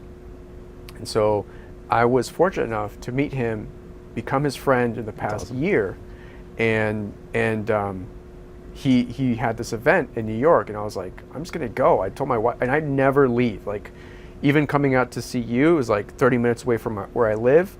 It's a thing. Like, I have to make a decision. Do I leave my house and like, maybe I'm late to go pick up Bianca from school, or whatever? Like, I don't really get out much from like my nest, my nucleus, and so it was like a big thing. But I went, right. My wife was like, fuck it, just go, gotta ask the general, right? So like, she's like, just go. I was like, all right, let's go. I get out there, man, and I'm talking to VC, and we start like, I don't know, different conversations going, left and right. But he was like talking about, like, asking me questions about Star Atlas, and it just got to a point where it's like, look, like, there are going to be a lot of projects that attempt this, okay, and I wish them all the best, right? There's going to be team members inside of our own team that are going to come in, and then they won't be here. They won't last for whatever reason. Maybe their career takes them a different path or what have you, right? They want to start their own projects. But what I know is that the 4 co-founders of this project are in this in like this really like unified way, where this is the most I've gone in working with a team and haven't hit that like wall where we just want to kill each other. Yeah. Okay. First time. And that's very I mean, I don't know how many business partners you've had, but having a really good business partner is like, if you find that, it's like having the right wife. You found the right one, you never let it go. Ex-business partners, a lot. Exactly. A bunch of exes. Yeah. Me too, right? And so like if one thing's for sure is that like we have a strong foundation on just the people that are working on this project, number one. number two, like, look, man, we like having fun. We're building games, right? Yeah. A lot of people got involved early on for the wrong reasons, right? And so we're building a game for gamers to play, right? Now, these gamers are different profiles, and they're in different parts of the world. I think one of the most interesting sort of patterns that we're seeing is that people from Latin America, or like underserved communities and societies, are tapping into the internet, and they're tapping into Web3, they're tapping into DeFi, they're tapping into games where, they can sort of earn, right? Yeah. And so that it's a very interesting sort of phase of all those types of things. But, I think one of the greatest things that we've been able to cultivate is community. Are people who literally believe in this long-term vision that we have at Star Atlas. And that's probably the other thing that really, really excites me is the community that we've built. But yeah, I mean, we get those questions and comments like all the time. You know? It makes me like really proud of, like, I don't know, I'm proud of myself for like asking you to come into the podcast because I was like, I don't know if you noticed, but I was really nervous when I approached you. I was like, yo, you were a little nervous, yeah. I was like, yo, bro. Yeah. I didn't know if I should speak in Spanish or English. Yeah, and then yeah. I was like, when I pitched the podcast, it's always been in English, and I'm trying to talk to this guy in Spanish. Yeah. So like, then I was like translating. But I loved it, man, because like you're passionate about what you do, right? And I saw that immediately when you said hi. So like, to me, like when people are passionate about what they do, I love that shit, man. Because like you got a lot going on, and we uncovered like everything that goes into building what you're building, and like kind of like the pressure you have every day, now this is something where like when all these big names are knocking on the door, now it's something where like you're like constantly in the eye of the storm. It's like, it's just, you do something wrong, everybody's watching. For sure. Right? Because like you said, you don't have someone that you're watching do this. You're the one being watched, and it was like, what is this guy doing? Like, Yeah. it's crazy. And Well, even just the nature of what we're building, right? It's a game. yeah. But like, could you imagine, like watching James Cameron develop concept to final production of the movie? You know how many opinions people are going to have about the production of that movie? Mm-hmm. Well, we're literally like, our community is like inside of our business of what we're creating. Yeah. That is not common, right?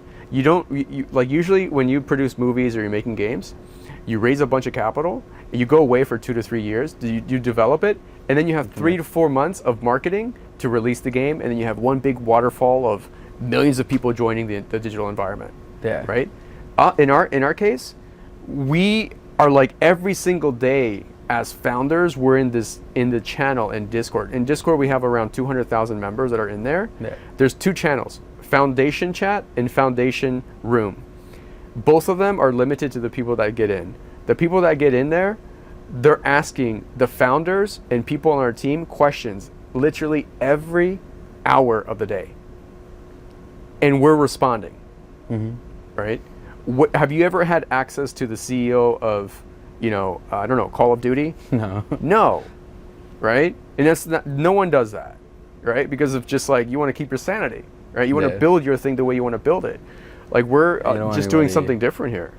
But you know what else I think is really cool, man? I think just like after hearing your story and everything that you've gone through and your experiences, like I feel like your product reflects a lot of who you are. Like we talked about the identity, and you're saying like, oh, I'm gonna have, in this world you can have an avatar, you can be an alien if you want, you can have an alien if you want, and there's mining, and you did mining in the past, like actual, like you worked in that industry, and just so many things that this product has so much of your identity, and that's so important for entrepreneurship, like understanding that it's got to be you, it's got to be, there's a lot of sellouts out there, for sure. You know?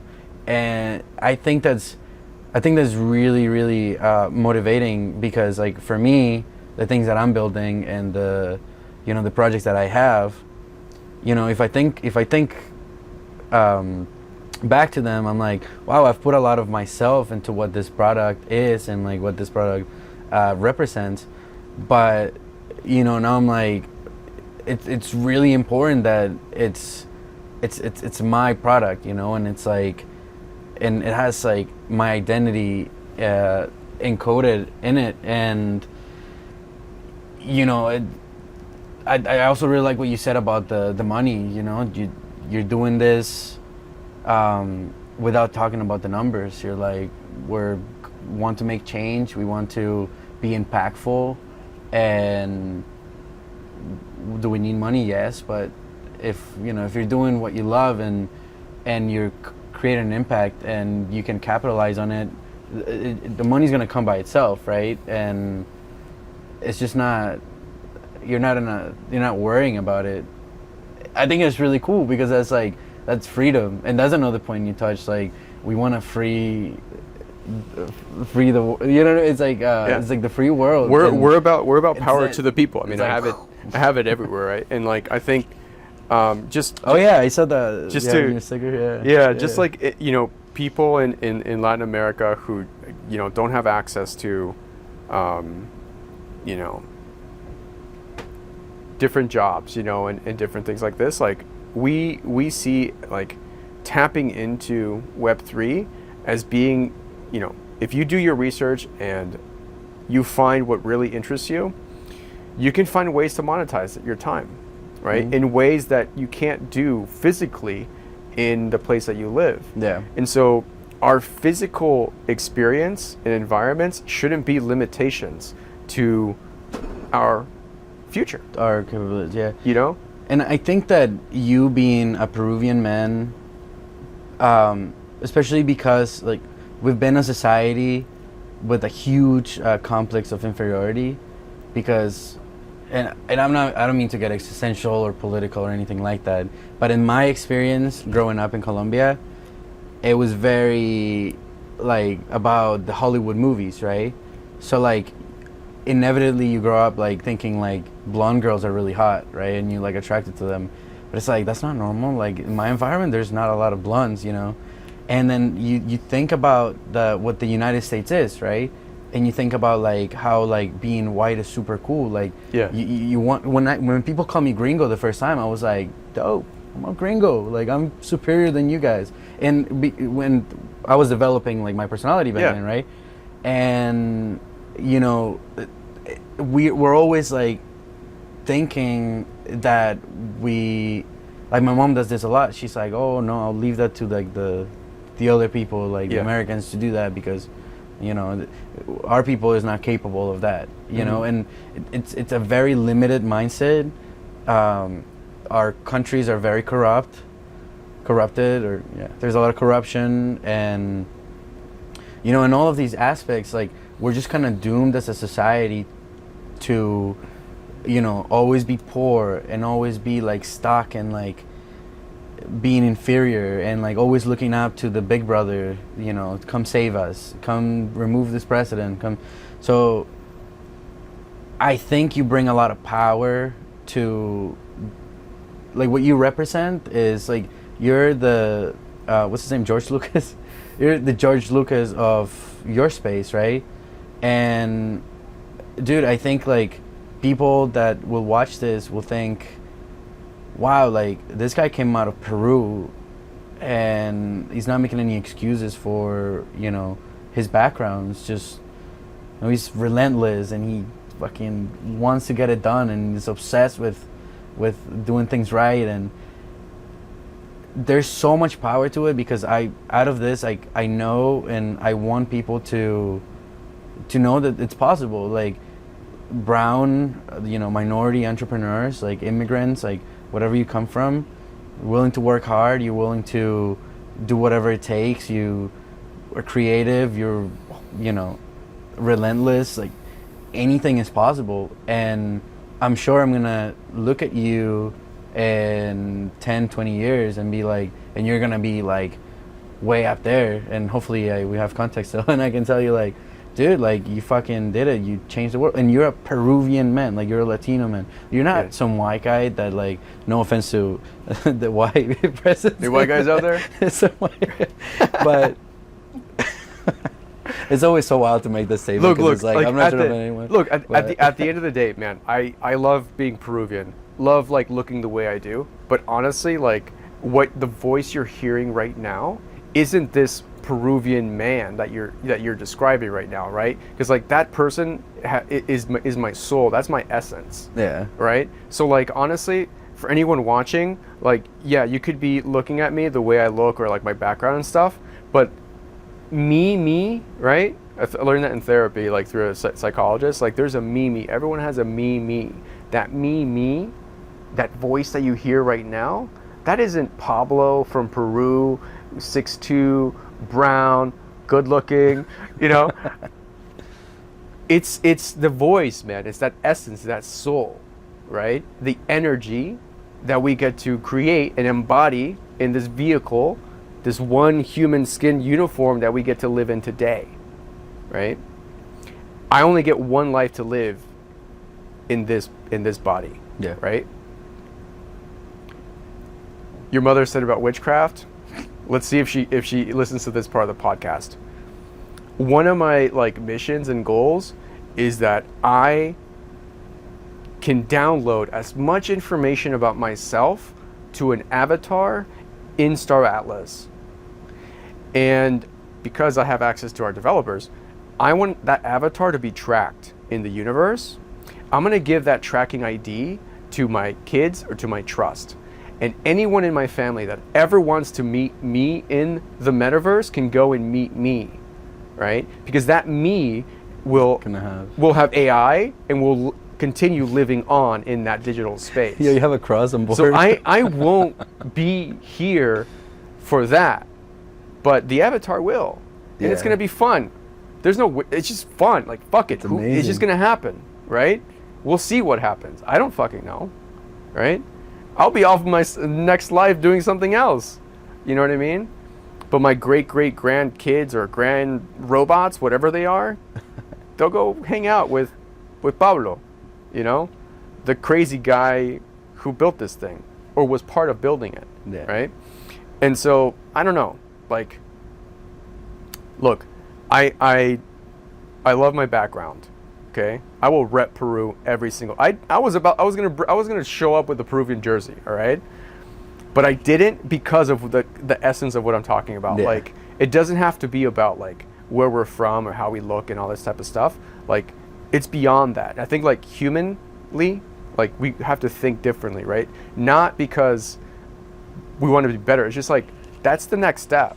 You know, it's like we got to see beyond that, right? And so you as a person can do what you're capable of and what you want to be capable of. Yeah, you shouldn't let anyone, you know, stop you in the path, whatever color they are or whatever, you know, wherever they're from or caste, it doesn't matter, right? Yeah. You see something, the first thing is to like see your goal, to see where you want to be. If you can visualize that, fucking do everything you can to get there. Like, again, you only have one life, and don't go the easy route where you want to play some stock game or whatever, or some crypto game and buy a token and make some. That is easy, right? Like, do the work, you know? Do the fucking work, man, right? And at the end of the day, enjoy the work, because if you fail, you at least had fun doing it, you know? I wouldn't change anything that I've done in the past. Like, failures, man, I've had so many failures, but I had a good time doing it, you know? Yeah. I had a good time doing it. And every step of the way, I learned something new about myself and how I could be better, you know? And I'll continue to do so. Like, you got to have fun doing it.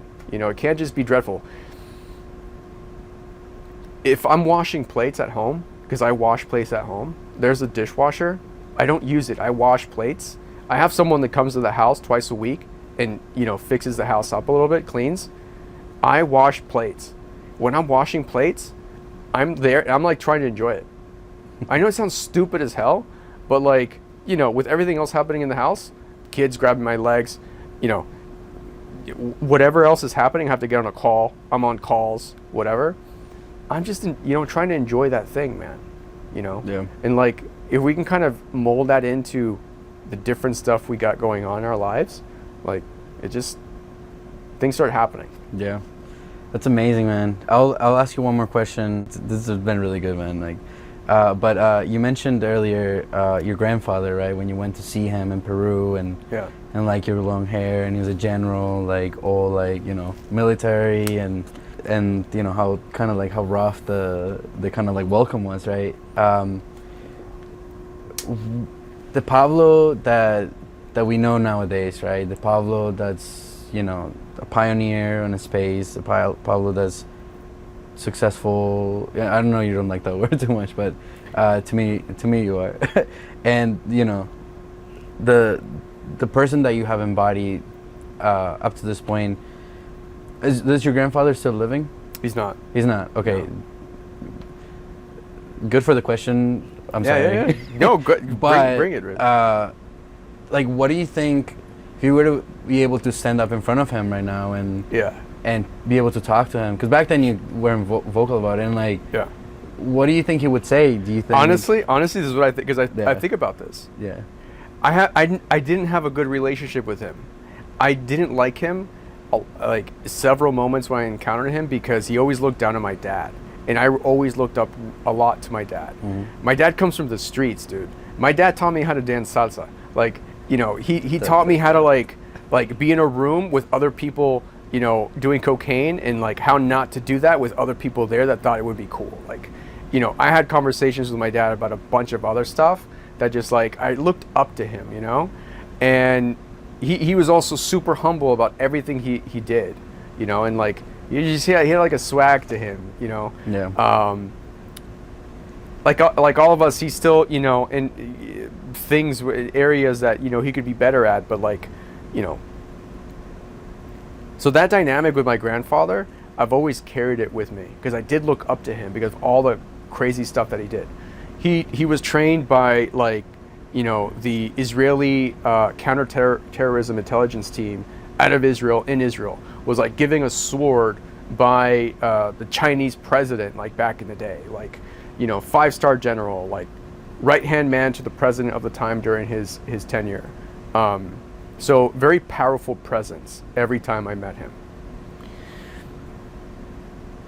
I asked that question to myself when I went to the World Economic Forum, because it was a big thing for me. I was like, what am I doing at the World Economic Forum? Like, it's like the 1% of 1%. What am I doing here, right? And I was like, I wonder what my grandfather would say if he knew I was here. So I started thinking about that. I thought about that now. And honestly, just knowing him, he'd probably be like, when are you gonna be president of Peru? You know what I mean? Like, and try to groom me to go down that path. Yeah. That's knowing the latest of where I thought he was mentally, But I don't know. I didn't get. I said my goodbyes to him because he had cancer, so we knew he was like end of his time. But yeah, I don't know. I don't know. I think he'd be super stoked. He would be asking me a lot of questions. Because he was also like very intellectually, curious. He was a really, really academic, smart guy. So like he'd be asking me a bunch of stuff. Yeah. But I was like 21. I was like super immature. So it was like just and I lost my job. So I was like against the wall. I was like, what do I do? How do I pay rent? Like, unemployment is gonna take a while to kick in. Yeah. I had no money, zero. It was like, and I'm not one to ask my family for anything. Obviously they've supported me, like they have supported you, but they're like, bro, you're on your own. Like you gotta. And I started doing online events. So what I would do is, because I'm a bartender, I was like, okay, like I'm good at making drinks. So I would deliver people a kit, and then we'll do like the company's like Christmas party and whatnot. And I'll deliver them a kit, and then I'll come on the screen and teach him how to make the cocktails. Okay. And I wrote a little monologue. It was funny. So I was like making people laugh, and like it was a hit, and I got hired by a bunch of companies to do that was my first business partner. That's my ex-business partner now. And I was like, I was the start of it. I was like sending the kids, I was like making the drinks, and I was doing the process like 100% of it, and she was getting some clients, but she was taking like 60% of the revenue, so Okay. I had to end it. But after that, we made a good amount of money with it, and I was like making a living.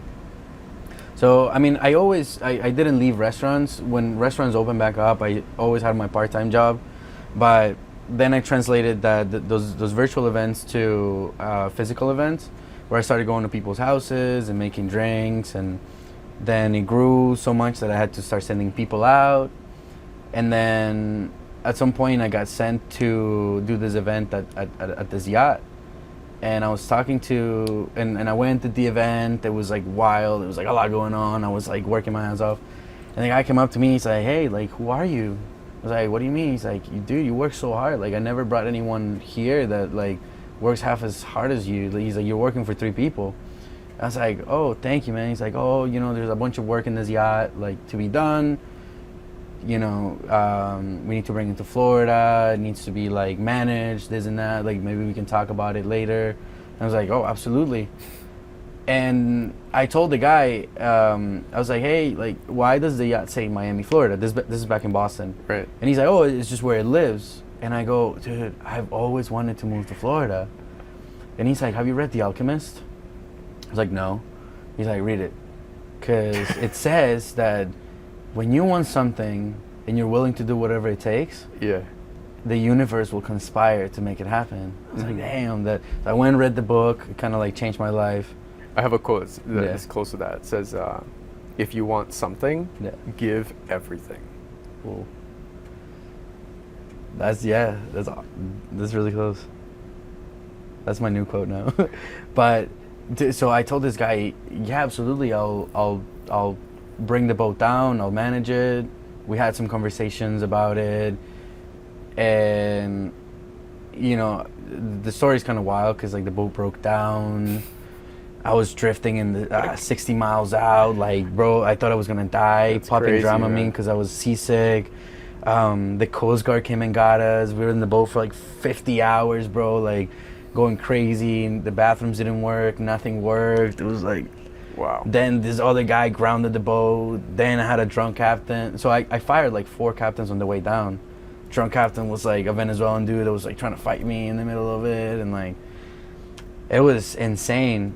So when I got here, my now, we're partners now technically, and so I got the exclusivity to do the events on the yacht. So 100% of the events that happen on the yacht have to be through me. Gotcha. I manage it, and like I have, this guy I met through that world. So like I have a bunch of like clients and people that I work with doing the events. But like we're talking about ownership for the yacht, and like I'm like the owner's rep, so he treats me as like one of the owners, and that's how I introduce myself to like the vendors, and now he's like invested in my company, and everything's has taken off like super quick in the last year. But everything has conspired. Like my lease was over July 1st. And then the person that was that had an open room was for July 1st, at the same time where all this is going on. Yeah. And I just said like I had a pretty good life in Boston, but I just said like, let's go, let's get out of here, let's do it. Yeah. And it's just I took that leap of faith, I guess, and now I'm here sitting with. Isn't it wild how it just CRO. goes bam, bam, bam, bam, just happens? Yeah, we're in a super yacht now. I'm sitting with the CRO. Yeah. Fucking 10 years, like the biggest name in the world, this pioneer guy. Yeah. It's like, so things happen like very fast, man. And Yeah.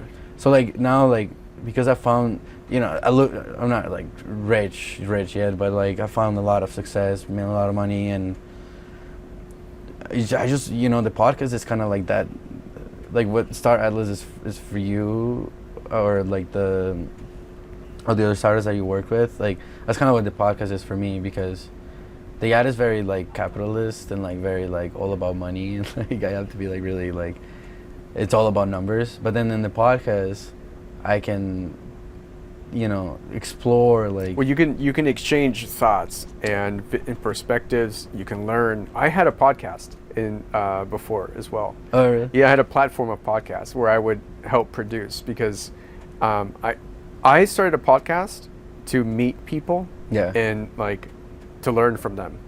Like I started that in one of my startups that I had. You could I'll send you the link later. You could hear I'd love to see it. you could hear where I was coming from in conversation. Yeah.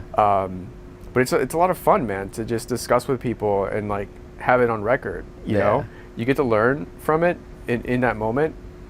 I think like over time, it's just like you kind of take it, you know, in different ways. Turn into Joe Rogan. It's fun, man. Podcasting is fun. It's fun. I love chatting with people and like, you know, having moments of just of exchange. Yeah. You know.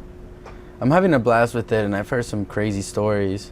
But like today, for example, was very like eye-opening because you're so smart that, you know, it makes me. I don't feel less smarter than I was before I talked to you, but I don't think I'm that smart. But no, dude, you're pretty smart. but it you know, when you're talking about all these terms and all these things that I'm like are foreign to me, it just sparks this curiosity in me. Yeah. Like after I get out of here, I'm gonna be like Solana. Well, you know what interests me, man? Like again, naturally, I'm like, this is a whole industry, right? Like the yachting business, right? I see tons of yachts all over the place in Miami. There's so right? many, yeah. And I think there's only like one app. This is the first time on like since I've been in Miami that I've been on a boat. Yeah. I haven't been on a boat yet in Miami. That's crazy. And so yeah, it is. And like it seems like super hard to get on a boat here. It's like you always have to go through, this one person knows the one person, but there's like cash like involved, you know? Yeah. It's like a hustle, just like the real estate thing is a hustle. Yeah. It's finders, hustlers. Yeah, there's like a string crazy. of people. It's just an interesting thing. Where I come from, again, like the technology I'm working on or working with at Star Atlas is like one thing that we believe in, just to kind of take it back there, is like it's a trustless environment. Do you know what that means when we say trustless? No. Meaning that like if I want to rent this yacht, right, per hour, to pay and to so price discovery, right? How much should I pay for this? Is it a good market rate? Am I getting a deal or not? Okay, that's one question I have as a buyer. The other one would be like, who's this person, right? Like I shouldn't have to worry about people or price discovery to get something done. The technology that we're working with allows for peer-to-peer transaction, meaning that the owner of this boat or fleet of boats could offer this to the market in a very transparent manner where everyone knows what the pricing is, and the transactions of just renting is like peer-to-peer from the customer to the boat owner. There's no one in between, right? Okay. Which is like a whole new way of doing business. Yeah. Because you don't really need the whole like facade of talking about this and that. But it's like, I want a boat, I want these services. Like if I want to rent a boat, right? I just want the best deal on the boat. Yeah. And I want to be able to like get catering, and I have 2 kids. Is it safe? Do I have someone driving? Just have a checklist of things that I buy, blah, blah, blah, blah, blah. And when I show up to this damn thing, like I'm rocking and rolling, I'm ready to go. Yeah. Right?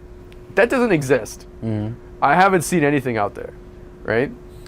Why? Because a lot of times when you've got to do this stuff, you got to build platforms. You got to like, there's like a whole layer that people think about. Yeah. Because of the transaction between the owner and the customer. Yeah. And I think that like, you know, technology is moving into this route where it's peer to peer.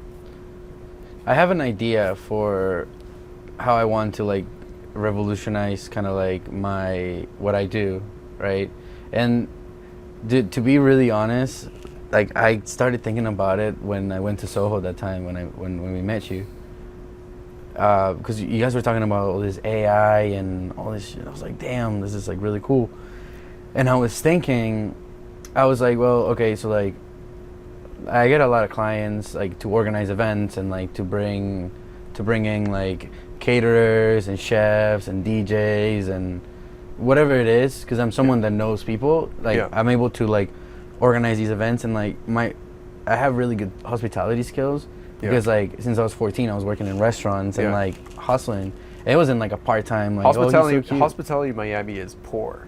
I'll tell you that much. Yeah, man. That's why you I've stick noticed out, that. because like with really good hospitality, like, you know, living in Vegas, everyone gets treated like a king. Like Yeah. it's a service place, like, Because they want, the they want best. to retain and yeah, and you know, hospitality is up there, and like corporate events we've had on the yacht, like anybody that's come on board that I've taken care of, everybody's like, that's why my partner is like, dude, like you're the person we want to work with, because you're the one that's gonna bring this brand to the standards that we want it to be, right? Yeah.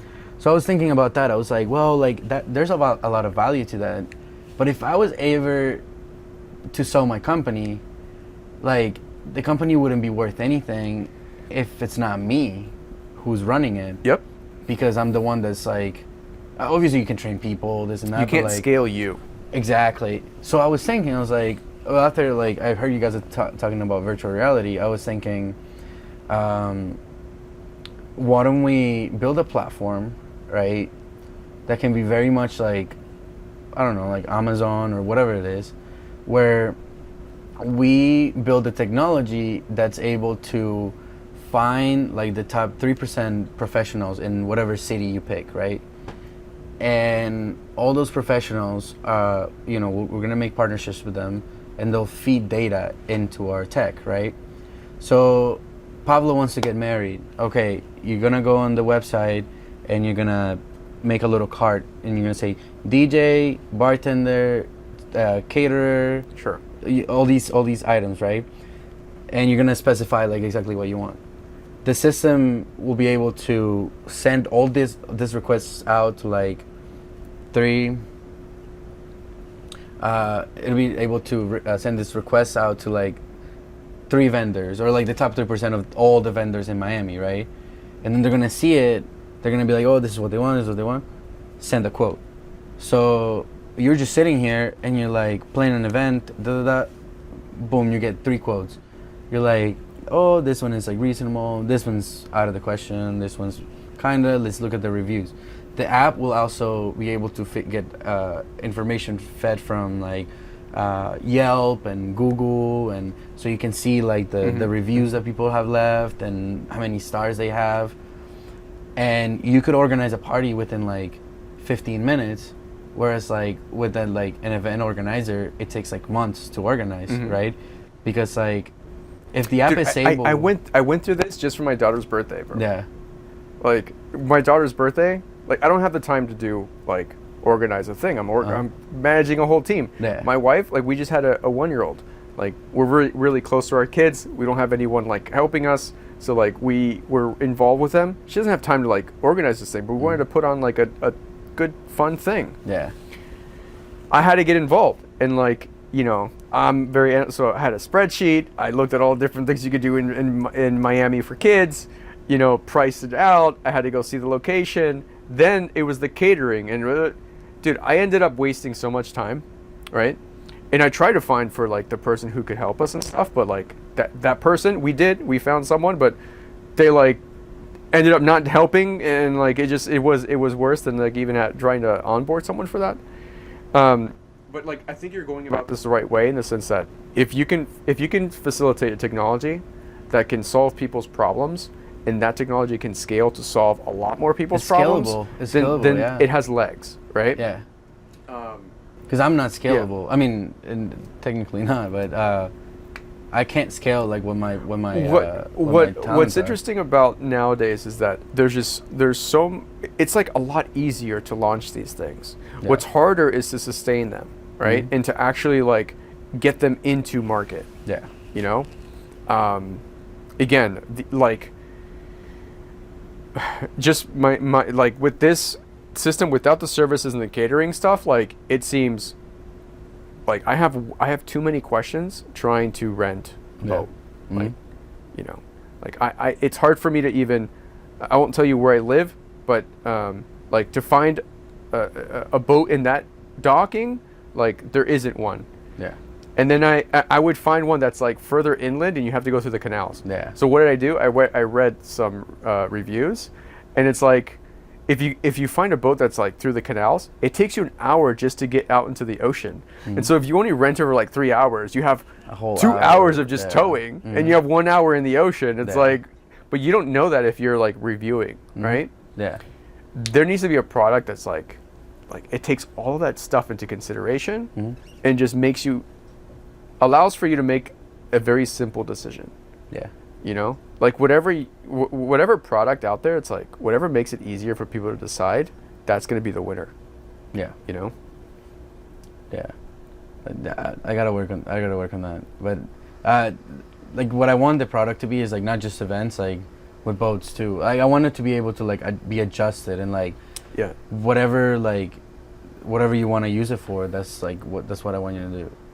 That's why I was like, oh, you just start out. Yeah. What it sounds like, it's like I mean, I love ideating, but like, so have you heard of what's the name of this app? I forget the name of it, but it's like essentially it's for freelancers, right? Yeah. So people. Thumbtack?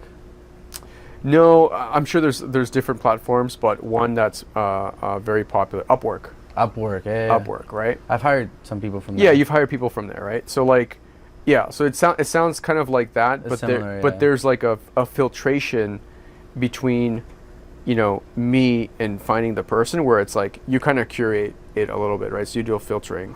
So if I'm a user, there's like a market for the vendors. So all of these vendors, it could be teams, it could be individuals. They're going to put up their services, right? That you're going to see as a platform developer. And then you have the user. The user has a front end experience. Yeah. They just want to get things done, right? And so when they submit, I want to get this done, your system, right, curates the people and the things that the user wants. Yeah. And the only thing the user sees is that end thing is going to cost you this. Yeah. And this is what's included, right? And so for that, the user pays a service, right? So like, the pricing could even just be tiered, right? Where it's like, one, I just select, it's free to use. You got me, you aggregated all the vendors for me, right? It's sick. And if people just want to use that service, that free service, they're gonna come back next time and choose the next one, which is like a middle tier and a higher tier. The middle tier and higher tier, they come with like someone who's coordinating that and managing that. Because that's the other thing that people like.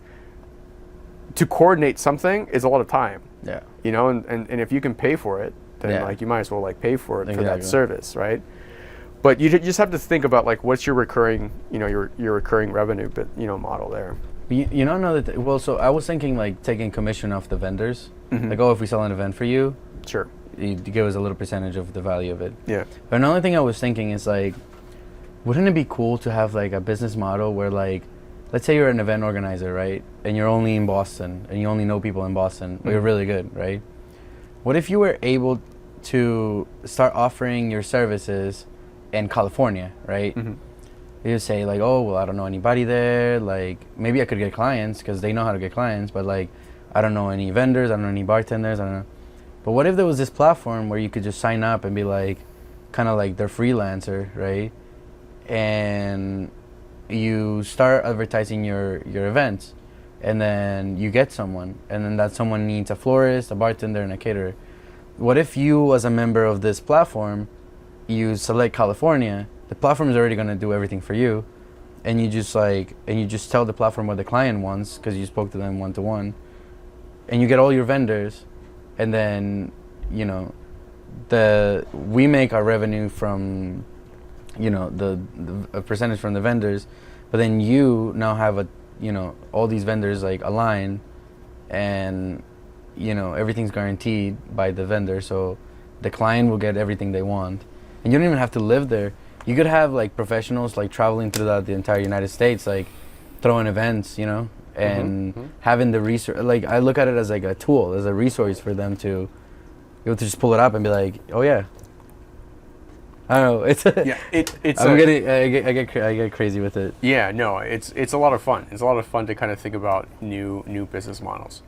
I think what I've been really lucky in like thinking you're just digitally. Yeah. Everything just digitally, and it's been kind of easier to sort of like almost like play God because you could just simulate, you know, those things in the digital world. So it's like. Yeah, it's fun to kind of think about the physical models again a little bit here. But look, at the end of the day, I think, like from that perspective, younger people, right? Like people who are doing these types of jobs, they also like, what do they value? They're valuing travel, right? So like that might be a thing because that person, maybe they've never been to Miami, but if they're gonna go to Miami and get paid while they're there and they get a new job, like a new gig, why not do it? So yeah, there's like also a new wave of like what people actually want out of their careers and their jobs and stuff. And what we've seen at Star Atlas, like people that work for us, we're completely remote. We don't have an office. Yeah.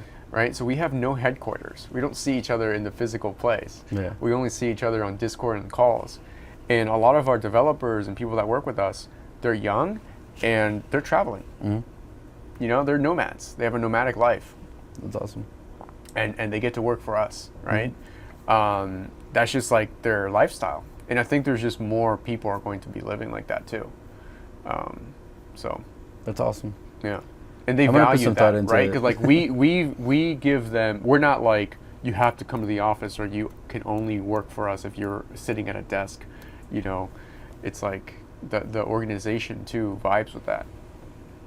Because I was thinking too, like when I was doing my events through Zoom, it was just like, it was cool because like people would see me there, like in my shirt and doing this monologue. Yeah. It was kind of cool, but I was thinking like, damn, like what if like a pandemic happens again, and then you're able to assist these events and you're able to like go to these places, kind of like that concert with Blondie. Well, Blondie was that? Blondish, yeah. Like Blondish. What happens during those times is that like everyone goes online. Yeah, it'd be cool if you just put a headset on and you're like, oh shit, I'm on my mixology class. You're sitting there and like there's someone making drinks and stuff. It's like, I mean that happens, right? Like that exists. Yeah. Yeah. Oh damn, I'm late. No, I'm just kidding. No, but like that happens. Like but that's something that like I would like to develop at some point, for my company. Yeah. But there's always just so many things you can do. Wow. It's really good talking to you because like you're very subjective with what you say and like you're very mind opening. But yeah, no man, I've taken a lot of time out of your day. No man, it's been great. I really appreciate that you're here. Dude, I love everything you stand for. I love, all the work you're doing. It's very, very motivating as an entrepreneur, and I just, man, I just think of all the things like that you said today that can be so useful for people, and that will be so useful for me because like I'm gonna get out of here today and I'm gonna do a lot of research and new things that I learned today and kind of like reevaluate what I want to do with my future. And you always do that. You always do that, but like you just bring that kind of energy, and that's what we need in this world. Again, like I sound like a broken record. I appreciate it, man. Said it a bunch of times, but we need in this world people that like can inspire masses like that, and like the Steve Jobs and the Mark Zuckerbergs, all doing something revolutionary. I know putting Mark and Steve in the same is kind of wild, but it's really awesome to be able to put this into a video, and we'll probably be able to talk to you in the in the metaverse at some point and get some knowledge, but at the same time it's just very powerful, and like this is going to create some impact, and like I want to thank you so much for taking the time driving here and for being so genuine, man. You're someone I can look in the eyes and just it's kind of funny, like you have no malice, and like it's really cool, and I think you're doing something that's going to change this world, man, and I can't wait to see it. I can't wait to see it in the future. Well, that means a lot. It does. From when you say that and you share that you see that in me, that also like it means a lot. Just sharing it out loud, and also creating this space where we can share the story and have these discussions where people can listen to, and like it's on record, right? It's gonna live in wherever it is that people are gonna watch this. I think it's awesome, man. And again, thanks so much for having me on. It's been a lot of fun. We're on a boat. Thank you so much, man. We're on a boat. We're not sailing or going anywhere, but Yeah, man.